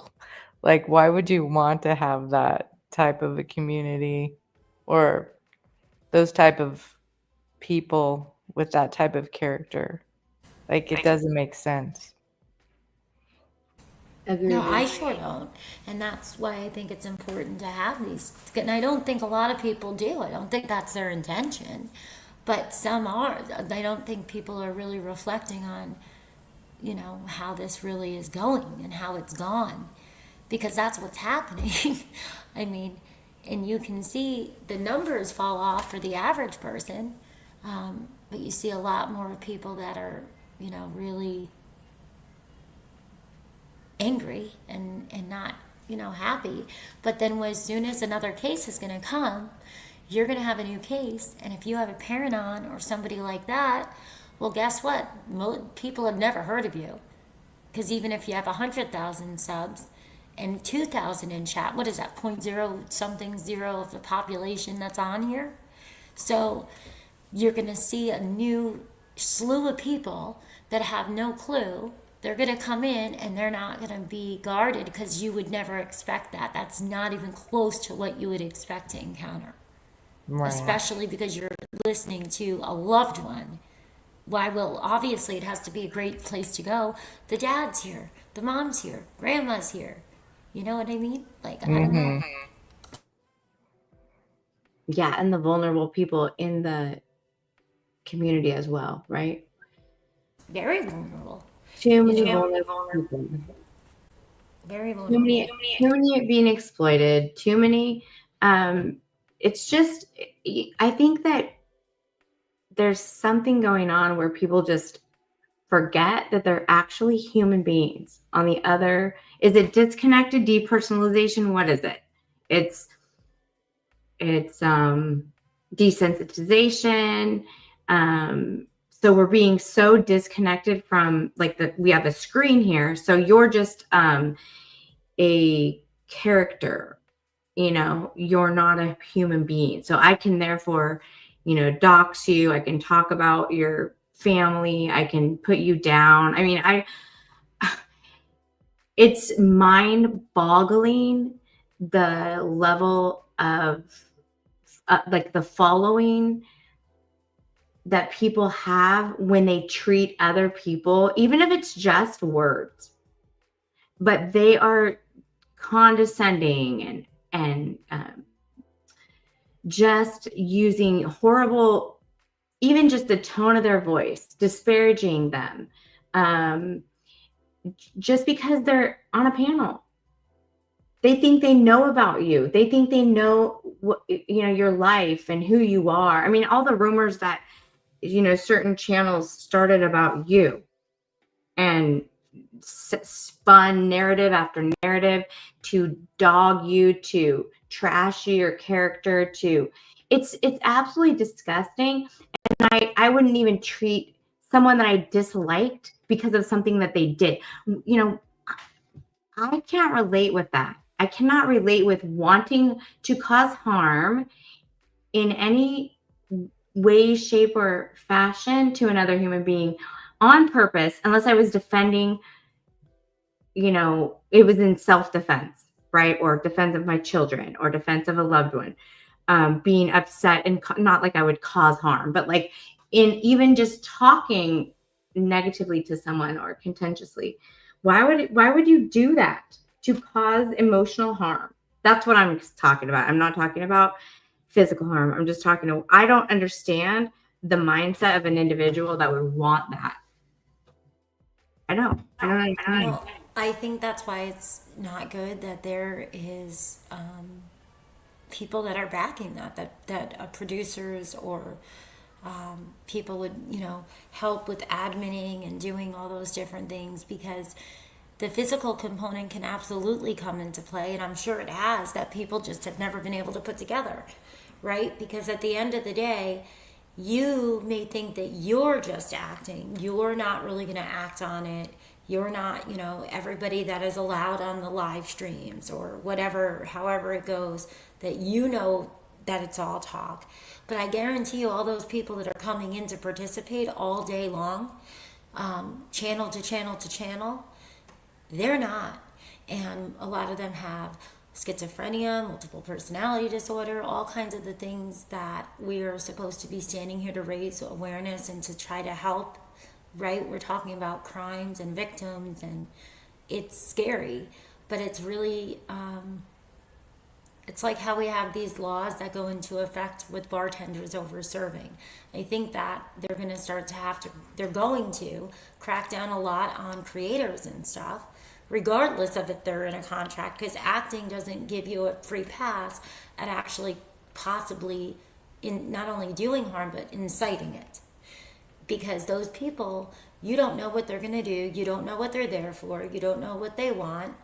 You know, they're not part of it. You don't know who they are. They're watching you. They're participating, and they're telling you that this is the stuff that they enjoy. And then we're going to just end the live and act like it's okay. It's freedom of speech, tit for tat, because allegedly this person lied to this person, when there is no lying when you're even remotely discussing things with complete and utter strangers in which you already know are either mentally really unwell, or doing some sort of a weird job. They're not really even trying to communicate and come to you as they are to begin with, right? So I think that this has really been a thing that's happened for a long time, and they do have a lot of laws and stuff that are in effect, but they are not, in my opinion, doing what they need to do to just nip certain things in the bud altogether, you know? I think it relates to, it's one of those nuanced situations with how to regulate, right? Just like with the whole FCC, or the issue with the, what is it? I can't remember what it's, the social media, you know, are they a publisher, or are they considered a platform, or just for other people to speak, right? Are they going to monitor? Are they held responsible? And I think that we're going to have to navigate that, you know, legislatively, and then how to police it, right? So are we going to sue them? Who's going to be the legislator? I mean, who's going to be the police, right? Who's going to police the YouTube, right? But because people can't have ethics, people cannot be, it's like people have difficulty regulating and policing and censoring themselves because they lack a moral compass or something. I wish, you know, more people would just lean into the good, right? Lean into the good and be an example for others. Follow, and maybe money talks, right? Like, if you want to be a slimy person and represent yourself in that manner when you're doing YouTube creation or production or what have you, you know, let's hope that people don't support you, because money talks. And I hope that people do back away from those channels. And I think for the most part, I would hope that there are more people that agree with us than do not. You know, I think there's more people that want good. I mean, looking at my fellow chatters and subscribers in all the channels that I visit, and lately I've been working, so I haven't been in the chat, but I will listen. You know, I choose my content based on what's appealing to me, and I prefer people with good humanity. And I crave intellectual discussion, and so I don't want to subscribe. I don't want to give them, you know, these other channels that treat other people so poorly. I don't want to even give them a click, a view. I don't. I think we need to stand up with our voice. Our voice is our click, right? Our subscribership and everything. So use your voice.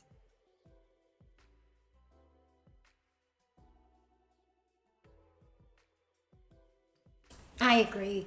And I'm just, for me, I think at this point, what I've learned from it too is that there is a lot of laws already that they did put into place. And they have a lot of policies in terms of service. And a lot of times the buck stops solely with the creator or the person that is running the channel, even if they're not the admin, right? And the thing I've noticed is that somehow this is being fostered. I think people are trying to make it into something for their own personal financial gains by making a mockery of it, making documentaries, trying to get spin-offs or whatever it is that they decided to do. Many different people. Because if you look at all the other channels in true crime and things of that nature, this does not happen. It's not going on. If you look at all these other channels, like when I was with Agenda Free TV, when Steve Lookner launched that channel, there was a lot that had to go into training the mods, that had to go into vetting them, for a lack of better terms. And there was reasons for that. You had to moderate, and you have to still do that on YouTube. But when you have people that they don't care, a lot of people don't care, right? They don't care. They're already criminals or whatever. They're unwell. And then you have people that they have nothing to lose, so they have nothing to be sued for. And then you also have a giant problem of which that they don't want people to know how to get this to stop by contacting YouTube, what you have to do, how to do it directly. And so when you only have 5 or 10 people flagging something, it's not making an impact as if you had an organic, authentic viewership of true crime because of the algorithm. So everybody else isn't coming back, right? They've seen what people have said or how they behave, and they're out of there. They want nothing to do with it. But if it was an authentic flow of people that were here to hear about something, you'd have this huge substantial upkick in the reporting and strikes, and these channels would be history really fast. And if you go back just to the beginning of Sebastian Rogers, for example, there was channels getting striked. But by the time that they started becoming the Krama, right, they wait enough. So by the time they start becoming the Krama, they don't have that same amount of people that are going to strike it, that are going to want to report it.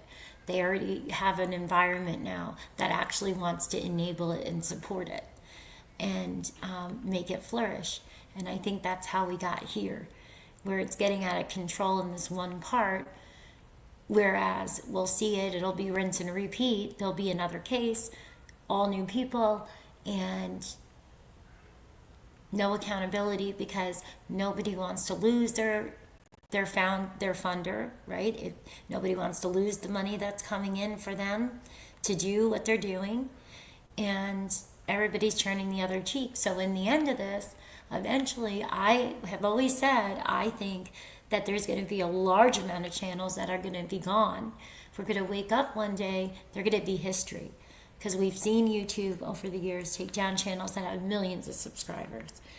And that's going to happen, I think. And it's going to affect a wide range, including could potentially even affect me. If they say, well, these are the things that we're doing, we're going to get rid of this, we're not going to allow this. And then there you go, they've resolved this issue by saying anybody that did #Krama or whatever they decide, everybody's gone. And there you go. So. Yeah, I think you're exactly right. And YouTube is going to take a stance. And I think that's how we're going to get some progress on the positive side, right? They're going to start sticking to their terms of service, because if they're in there, I mean, I'm not a creator, so I have no clue, but from from what you were saying, they're violating terms of service all the time by doing certain things. But And people so, aren't reporting it enough. exactly. That's what I was thinking. That's what you clarified. So that helped me understand why the channels are staying up, because people aren't reporting that. It seems like AI, they can utilize AI to how they do on X. If you use, I don't know, some word. I mean, look at all the censorship that happened on Facebook. They Right? don't know, right? They don't, because they're not talking about certain things, so they don't know this could be a Howard Stern type of thing, or so that's why I think it's harder when it comes to the AI to pick up on it. Yeah. Mm-hmm. Yeah, it's really interesting. But man, remember on Facebook during the pandemic, and how there was so much censorship because they put in their algorithm to or whatever it was, the AI I don't know what you call it. What is it called? The technology, the filtering things. So if there was a particular word, right, and then next thing you know, you're locked out of your account because you said the word that was banned, and you didn't say it, you just typed it, or there was an image that you posted, and I got my Facebook taken down. They've done it even way before that. I mean, I've seen it over all kinds of stuff, not just politics. And you'll see, like, all people will be they're not gonna, if I start talking about it, they're gonna be mad at me. Because it really is all about the reporting, and that's why I think that there's a lot of people that, whether they want to talk about it or not, are under an admin and are in sort of a contractual agreement, because otherwise you're going to not want this. You're not going to want this. You're going to want it to be put away. I mean, stopped immediately, and it will be and would be, in my opinion. But the ratio now is intentionally turned upside down, time and time again. And everybody, if you say anything, then that's it. You're ruined, and they've sucked in producers and they suck in backers, and people never sit there and actually truly listen to shit, pardon my language, to even understand it. And, it's just, the whole thing is just ridiculous. And I don't know how people are sleeping at night. I really don't. Some people, I don't. I really don't. Especially when the cases you're covering, you start to have some awareness of profiling, of psychology, of trauma bonds, trauma response, all the different things. And when you are sitting there and you realize some people are not, they're sadistic, certain people could very much be sadistic, for lack of better terms. And now, you've gotten addresses, people doing, sending flyers to houses that you don't know, and all kinds of stuff that's gone on. And instead of just saying, hey, this is what we need to do, we need to be reporting this, it's nothing personal. You don't even have to call out the creator's name, because that creator could be a character. To all of us, we don't know that. But to a bunch of other people that are knowing each other and have been in content, they know that they're under a contract or they're doing whatever, you know what I mean? And they don't want to hurt that person. They don't want to take their income or whatever. And you don't have to say anybody's names. But if you really feel that you care about the case that you're discussing or the children you're discussing, you would be more in reality of real life is happening to people more than you would ever imagine. I wouldn't want that on my conscience. And you're fostering and harboring and developing that by not telling people to report this stuff immediately. Instead, you're acting as if it doesn't even exist. I just don't get it. Yes, I agree with you 100%. And one thing that I would like to discuss a little bit, and I don't know if this is even on the topic, even though it's about ethics. Okay. So it does relate. But I don't know if you wanted to discuss this at all. But I would like to discuss at some point, maybe today or tomorrow or whenever I have the rest of the week off. So I'm, willing to chat, but the impact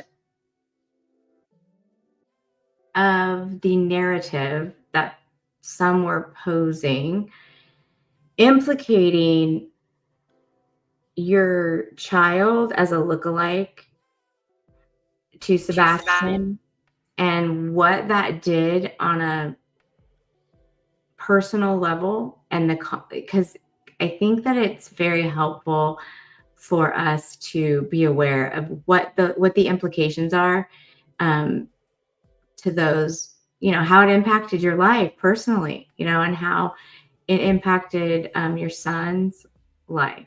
And I think that's really we need to be aware of the harm that happens. And a lot of times, consequentially, the people that are doing that and saying things, they don't realize. Maybe, I'm not saying they didn't realize, but I don't think a lot of people can look beyond themselves sometimes. And I think we need to, and it needs to be addressed. And I think it's important. So I would like to hear that someday. Yeah, if you want, we can talk maybe tomorrow. We can text or email or give me a buzz, and we can do another show maybe earlier, and we can talk about it there. I think that would be a good idea. That way, so it's separate, and it's hopefully people actually, maybe they will listen, and you never know. I mean, they may not. But I do think it's important, because I'm just very confused by a lot of the behaviors. It doesn't make sense to me, because a lot of people are really good people, in their regular lives, when they're not, their character behind the screen, and I don't think that they would ever intend to do any harm on anyone. And I honestly don't think at this point that there's any other choice. Like I was told, it took over a year, and I finally had to start discussing, not just for the potential that it could help, for safety, but it's also, I'm not going to be all over a damn documentary without people actually knowing the whole story. And it seemed that was really all this is weird. But we can talk about that tomorrow or the next day if you want, because I do agree. I think unfortunately, it does have to be discussed, because I can't imagine anything else more grotesque than actually what people were doing with that. That's really awful to Sebastian Rogers and to his mom, his dad, and his loved ones. I can't even understand it. And I think it would be a good topic after, I've had some sleep and some time to, you know what I mean? I know. It just kind of led me to that. It led me to that thought process, because I started just thinking about the impact, the wide range, just how, it's a ripple effect, right? And sometimes when we're in our little bubble here on YouTube, perhaps people don't understand they don't see the gravity and the ripple effect that it could have, right? So just understanding the implications to those around us, and to like Sebastian's family, exactly. They're just thinking that bringing that possibility up is only going to impact you and these little YouTube people that are, impact you on this show right now, not impact you in your real life, not impact, your son in his real life, not impact real life, have real life consequences, but they do have real life consequences. And that's why when I was looking at the Idaho 4 show on Prime TV or Prime Video on the second episode when they were discussing it and watching the real life consequences that these YouTube and social media influencers were having. They were, quote, influencing. That is not a word I think we need to remember, that even though it may be a small population, it does have a ripple effect and it can influence people to the way, well, it can influence people in their perceptions and the way that they behave as well, and the way that they and the way that, you know, if someone is watching, I'll explain a little bit more. If someone's watching a creator discuss, you know, let's say characterizing Dylan in a certain way. Dylan is one of the roommates that survived the Idaho 4 massacre. Let's say that somebody's overhearing this and listening, oh, she's a this and she's a that, real disparaging. Or I think she's, you know, involved in drug dealing or whatever, something. And then in the community in which Dylan's family lives, people start circulating rumors about it and saying it's because people, you know, hopefully now it's diminishing a little bit, but they tend to put a lot of stock in what these social media influencers say and do, and they take it as gospel sometimes. So just to be mindful, real impact in real life, you know. Muting. No, I agree. I definitely agree. And let me see. Oh, I was just reading something. C. Taylor was asking why, and I was just, I can get into a little more of it, maybe show some examples that aren't even from this, you know, from these discussions in true crime. But a lot of times it's because as soon as it does happen, then people do believe that they can go and get everybody else. And so they use different ways of doing that are not authentic, but they are able to strike and remove a channel, and then the channel has to go through a process to, you know, prove that they aren't doing this, and this, and it's a whole thing. And certain people that know how to do that, they do it. So people are afraid of losing their channels, and it just becomes a mess, you know. And there's literally no reason for it, because all you have to do is, you know, I forgot what it's like a rebuttal, but YouTube will ask you to appeal, right? But the last time I saw it, it was like a gaming thing. I remember it was, oh my God, it was like 4 years ago or something. I was reading articles and stuff about it, and just like what happened with that huge guy years ago that was doing all the raiding, that they called it, you know, the chat raids and stuff with this, you know, the spamming.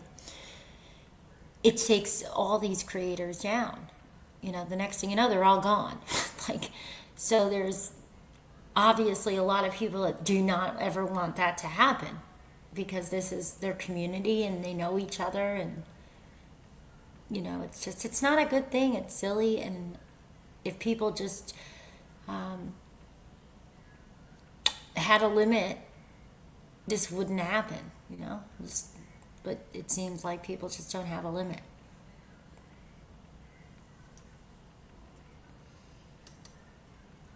But I guess we can watch the next segment of the Emily show if you want. And then what do you think about going for like another 20 minutes, or how are you guys feeling? So we can give chat an idea of.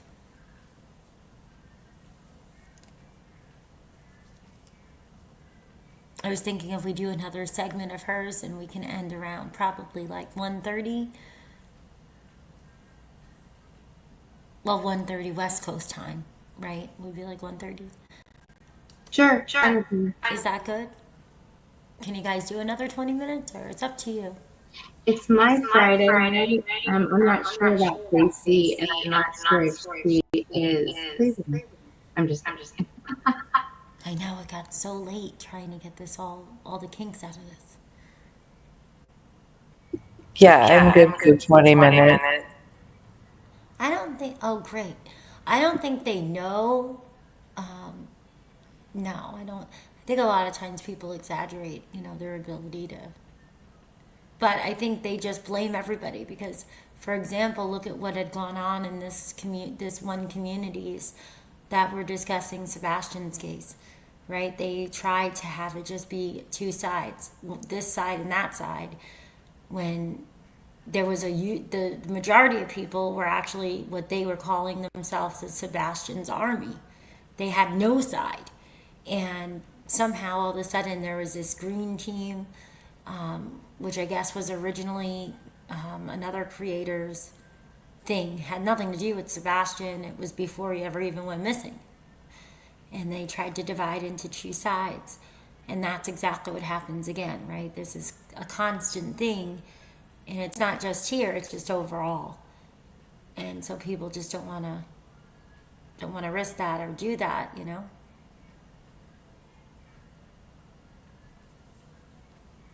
All right, so I'll continue to hear the rest of this part of this. Let's see. And any questions or anything that you guys want to share with me or anything like that, you can just email me, 411ccn@gmail.com. I really enjoy hearing from you and hearing about different topics and different things that we can discuss and dive into. And what you think about all this, you can leave it in the comments if you're on the replay.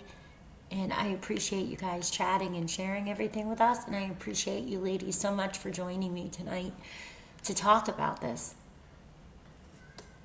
You're welcome. There is no need to lean in to the nastiness because you never know who's watching. Right? It's not only is it a testament, I think, not just to me as a creator, because those are the boundaries I set, because I think that's maybe a nicer way to human, but also because when you don't have a choice and the internet throws all its attention at you, I can't imagine how hard that is. But it's also a testament to all of you that sometimes see yourself in a person in a case, and it feels like when they are being attacked, you are being attacked. What we need is more conversations. And we can have more conversations about the pop culture and the true crime and the trending cases that we love in a way where we learn from each other. But you can't do that if the whole chat is just blowing up, yelling about someone or spamming a hashtag, or that somebody is guilty and or not guilty, though I don't really see that in chats. It's always the guilty spam, always. So when you run into people, it's nice to also get the feedback that they see the comment section and see this community and see how important it is to build community. What does that really mean? Well, you have to know you're not for everybody. I am not for everybody. There are plenty of people who are like, she's not a lawyer, she has purple hair. I'm like, I'm sorry, what? Can you logic me through this? Because I don't understand that train of thought, but I also don't fight with people on the internet because I can just go talk to the law nerds and we have lovely conversations. So why would I spend my energy fighting with someone who's like, she can't be a lawyer, she has purple hair, when you can literally look it up on CalBar? Or would I have the conversation for the law nerd who's like, oh my God, I finally understand this case because XYZ. And then I can come and be like, oh my God, that makes so much sense. I love this. So I don't fight with people in the chat. And the funny thing is, when you create content and people are wandering through before they figure out that maybe you're not for them, if you don't give it oxygen, it just kind of dies off. When the law nerds in the chat don't pay attention to those that will occasionally wander through just because of how many numbers we have and start to cause issues, y'all ignore them like champions, and they leave. Because I just want to add that she's 100% right. Like I said in the beginning of the show when we were talking about everything, that is literally how it goes. And that's why a lot of what's gone on in this case around Sebastian Rogers is not common. And what has gone on around the case is, I guess, that some of the creators and stuff have decided to, highlight, and for whatever reason, the parents have decided to utilize certain people. It has. Because normally you just don't engage, and it's over and done with. You don't have people that are bringing you up, that are trying to, whatever they're trying to do. We don't even, who knows, for all different reasons. For us, in my personal experience, I'll share on the next show, I think was malicious and could have been intentional, possibly by one of the suspects. That's my opinion, because it is not your average situation. And as much as I have blamed myself because I felt that I should have known better from knowing how this is, to stay away from the YouTubes when it comes to finding facts. No offense, not everybody is like that. But I knew, or I would not have gone to YouTube for accurate, updated info. I would have, been a lot different. But I thought I was just going to a local person, and there's lots of people just like me that we will just go on a live and talk and try to raise awareness. If something happens where you live or that you care about, it's like a call to action on your heartstrings, right? And we rise up and we want to help. Instinctually, we want to help. So that's what I thought I was seeing. And so yeah, I just wanted to say that because, it's very true. If you don't engage and you just block, it will eventually stop. And that's why, it's very obvious to most people what's gone on in some of these communities and in some of these channels, to this point where it's actually a real FU to think that, you're outsmarting anyone, in my opinion. And it's not right to act as if you are, so you're putting an even bigger target on people within a community, because you're making it as if, oh, well, it's them. They're the ones that are going to get us removed. They're the ones that are taking our money, or they're the ones this, they're the one. No, it's not. It's everybody. It's everybody. Everybody that has common sense can tell who's doing it, because they're participating in wanting revenue and crap. Anyway, sorry. I had to just put that out there because it's rude to me. It's very dishonest, and it puts a really big target on other people that are going through things. It's really crappy. They're not getting the response that they want. And that's something I would love to see, not just other content creators, but when large networks leave their chat on, to start to foster that community and start to build those conversations with their chat and their community. Not just leave it on because somebody at the station said we should stream it on YouTube, and then you don't know that there's a chat and you forgot to turn it off and all this crazy shit's being said in it. But because you want to allow people space to have a conversation. It's why you're all here at CrimeCon, isn't it? To talk about the content and to talk about the cases, or to just witness what people are saying about the cases and go, wow, that was a choice. Okay, here we are. It's fascinating, right? So when you give room for conversation, you don't have to clickbait titles. You don't have to lean in to sometimes the very sad and horrific details of a case. You don't have to just clip it down into something that has lost the heart of what the story is about. And I think that we are starting to see that change. Not for us, we've always been this way, but in others starting to shift away from the hyper sensationalism that can surround the area. And you start seeing content creators shift away from each other, right? The content creator that is putting autopsy photos behind a paywall, I don't even think it's still on the YouTube platform anymore. But when creators create in an ethical way, in a thoughtful way, just in a conscientious human way, the content stands out. And though you might not have as many subscribers as another channel, it doesn't matter. I don't look for subscribers. Griffin, my youngest, does. I do not. Though it would be great if he stopped shading me over my subscriber number, but we will get there eventually. He's 12. We might not get there, actually. But I look for more law nerds. It's not about a subscriber number. And when I celebrate when our subscriber numbers grow, it's because our law nerds have grown. And the comments that I see are, oh my God, where was this community? Oh my God, these are my people. They want to have a conversation about the case. This is what I was looking for. And I think there's room for tons of these communities, because how many of you are in more than one fandom? Me? I mean, I could start listing them. I have tattoos of multiples of them. But, you know, when you start with just music, it's like, what genre of fandom? Are we talking TV like Supernatural? Are we talking like movie franchises like Star Wars? Are we talking music like the Dave Matthews Band? I mean, what genre of fandom are we in? But there's room to love multiple things, multiple creators, multiple networks, coverage from different perspectives. And there's room for those that make content to lean into that. It's not, oh, well, there's not enough audience for this or that. Yes, there is. I don't just watch one YouTube channel. Do any of you just watch one YouTube channel? No, we watch lots of YouTube channels because we want to have conversations and perspective. And well, this is taking away from that isn't real, truly, because we're humans and we like to have different conversations. We learn through talking to each other. I mean, sometimes I just learn through talking, period.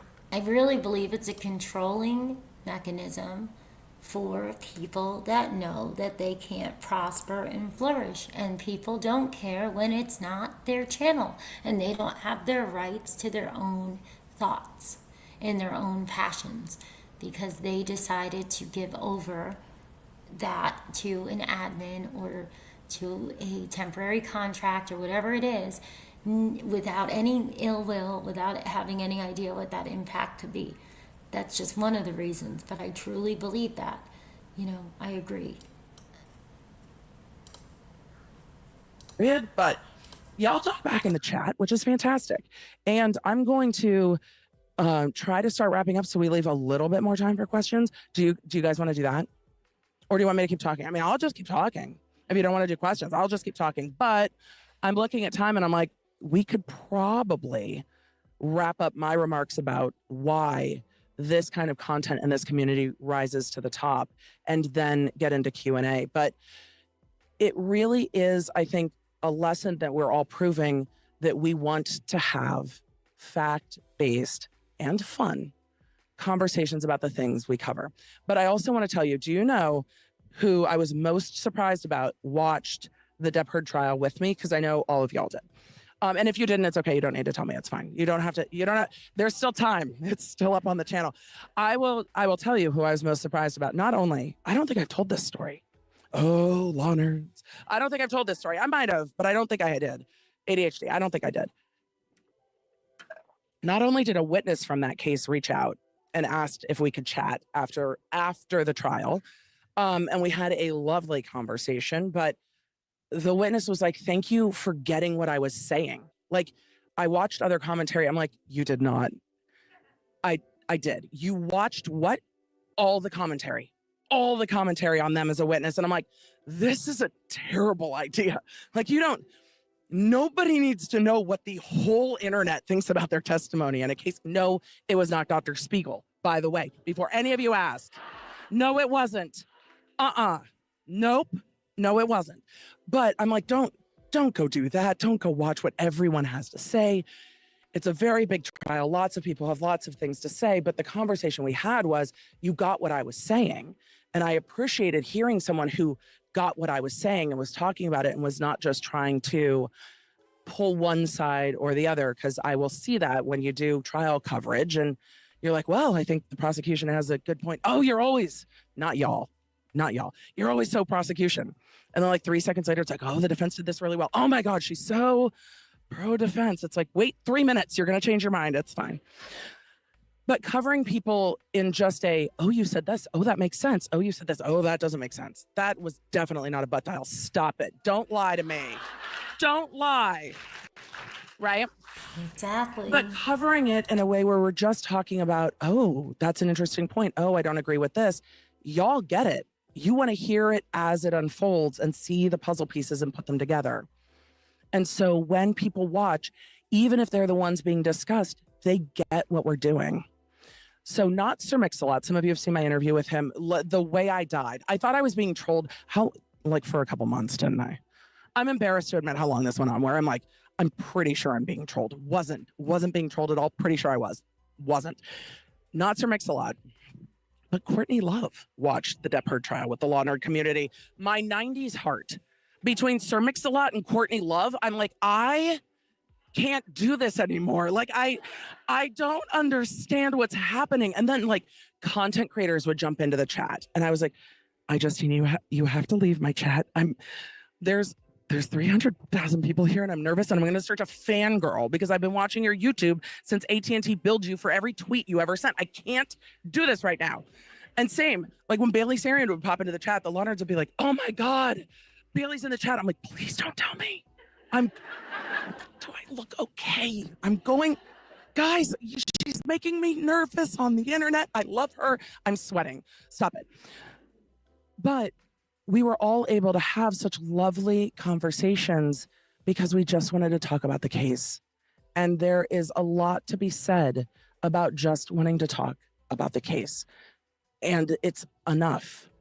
People have had enough with over sensationalizing all of it. And the Law Nerd community just collectively put our foot down and we're like, we're just going to do it our way. And you know what?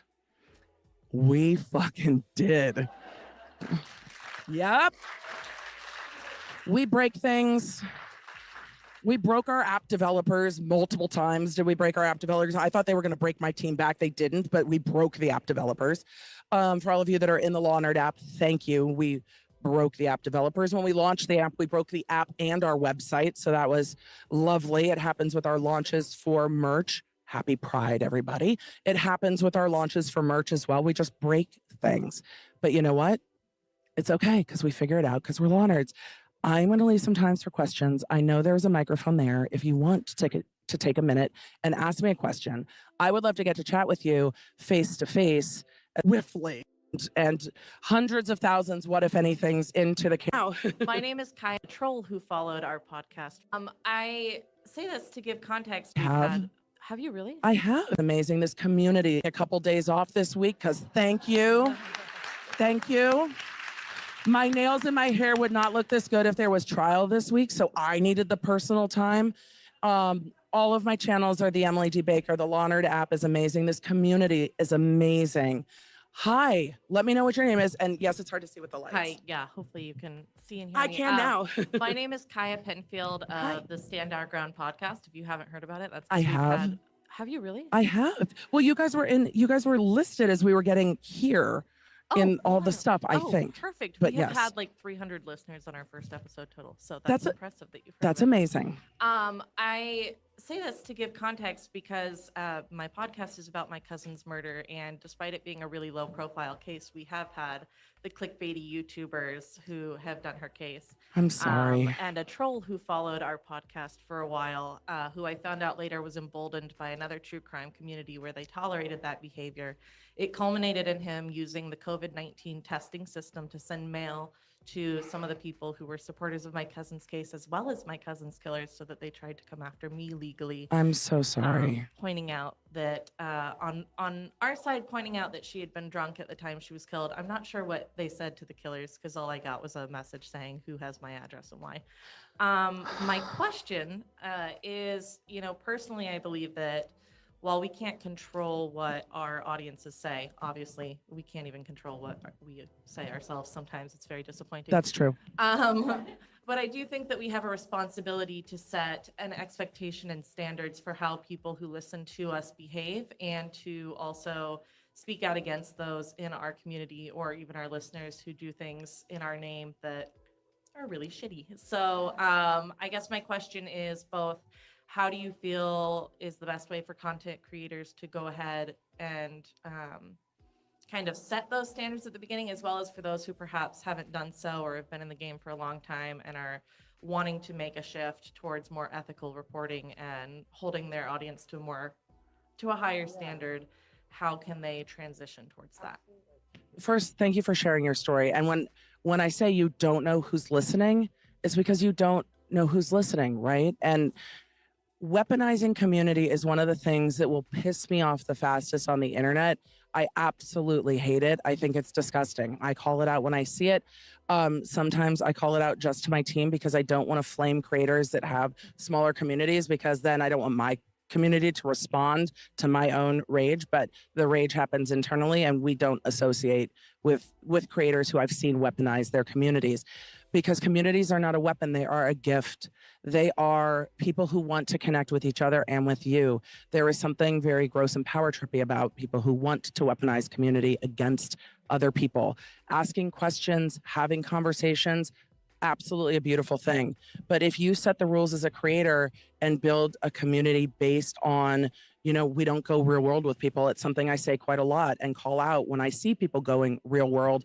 Even during cases that we're covering, I always often reiterate that going real world with people is absolute bullshit. But I worked as a DA, and having witnesses followed, harassed, harmed, killed was something that I dealt with regularly. So my amount of ruffling to it is fairly high.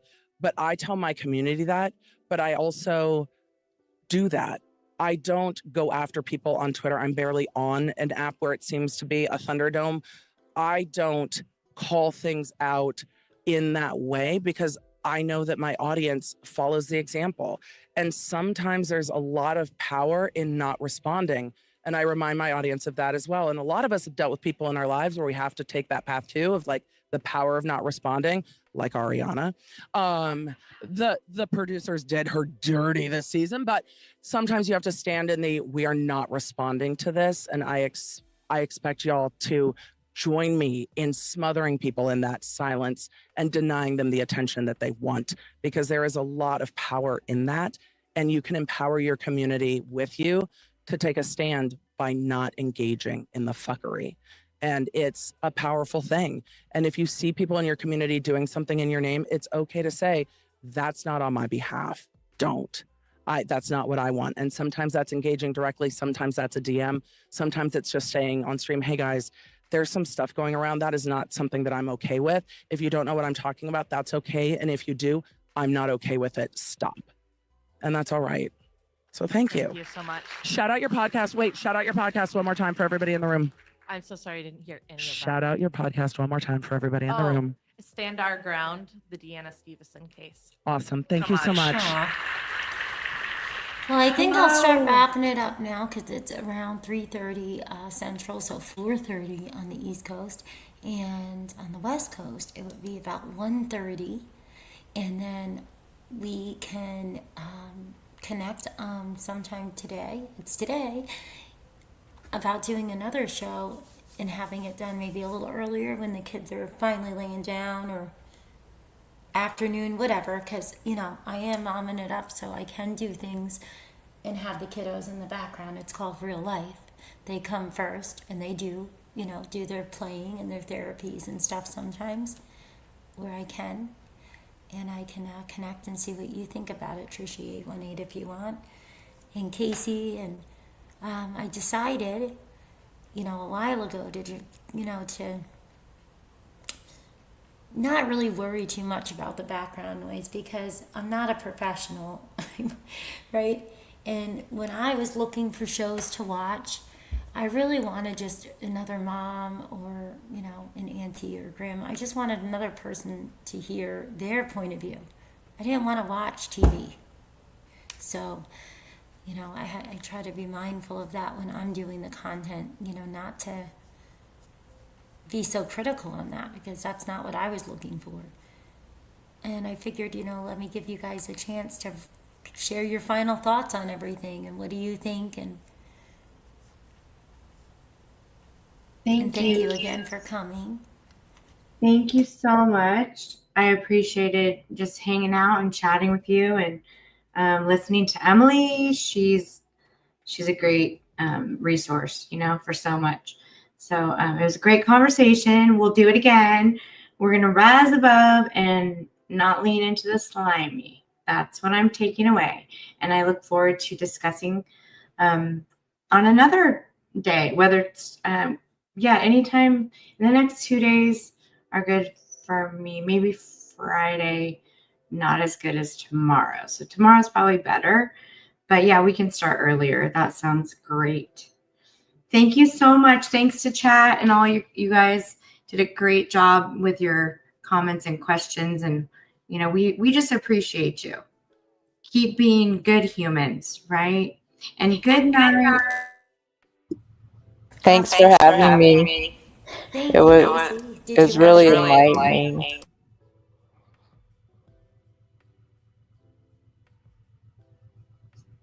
Good night.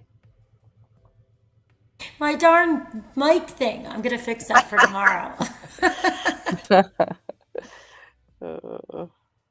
Well, thank you all so much. If you have anything that you would like to suggest, as I said, just email 411ccn@gmail.com, and hopefully look for a scheduled show coming sometime today. Much love, everyone. And like my middle son says, you know, smiles are just as contagious as yawns. So once in a while, try to spread one. Take care.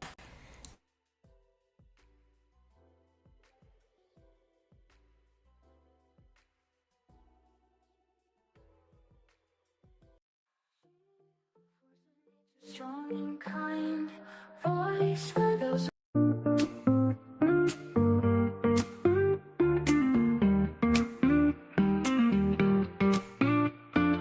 Woke up before the dawn. She's got her armor on, fighting for those who can't. Champion with a loving chant.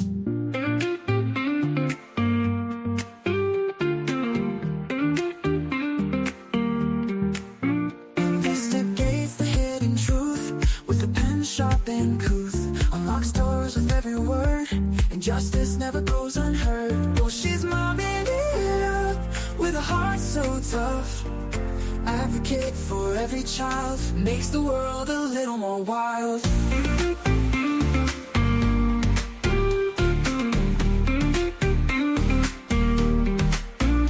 Canceling in every call, patching up before the fall. She sees the good in every face, spreads hope all over the place. Like Dr. Phil with a softer touch, opinions from below so much. Her guidance is a shining star, lifting lives both near and far. Oh, she's momming it up with a heart so tough. Advocate for every child, makes the world a little more wild.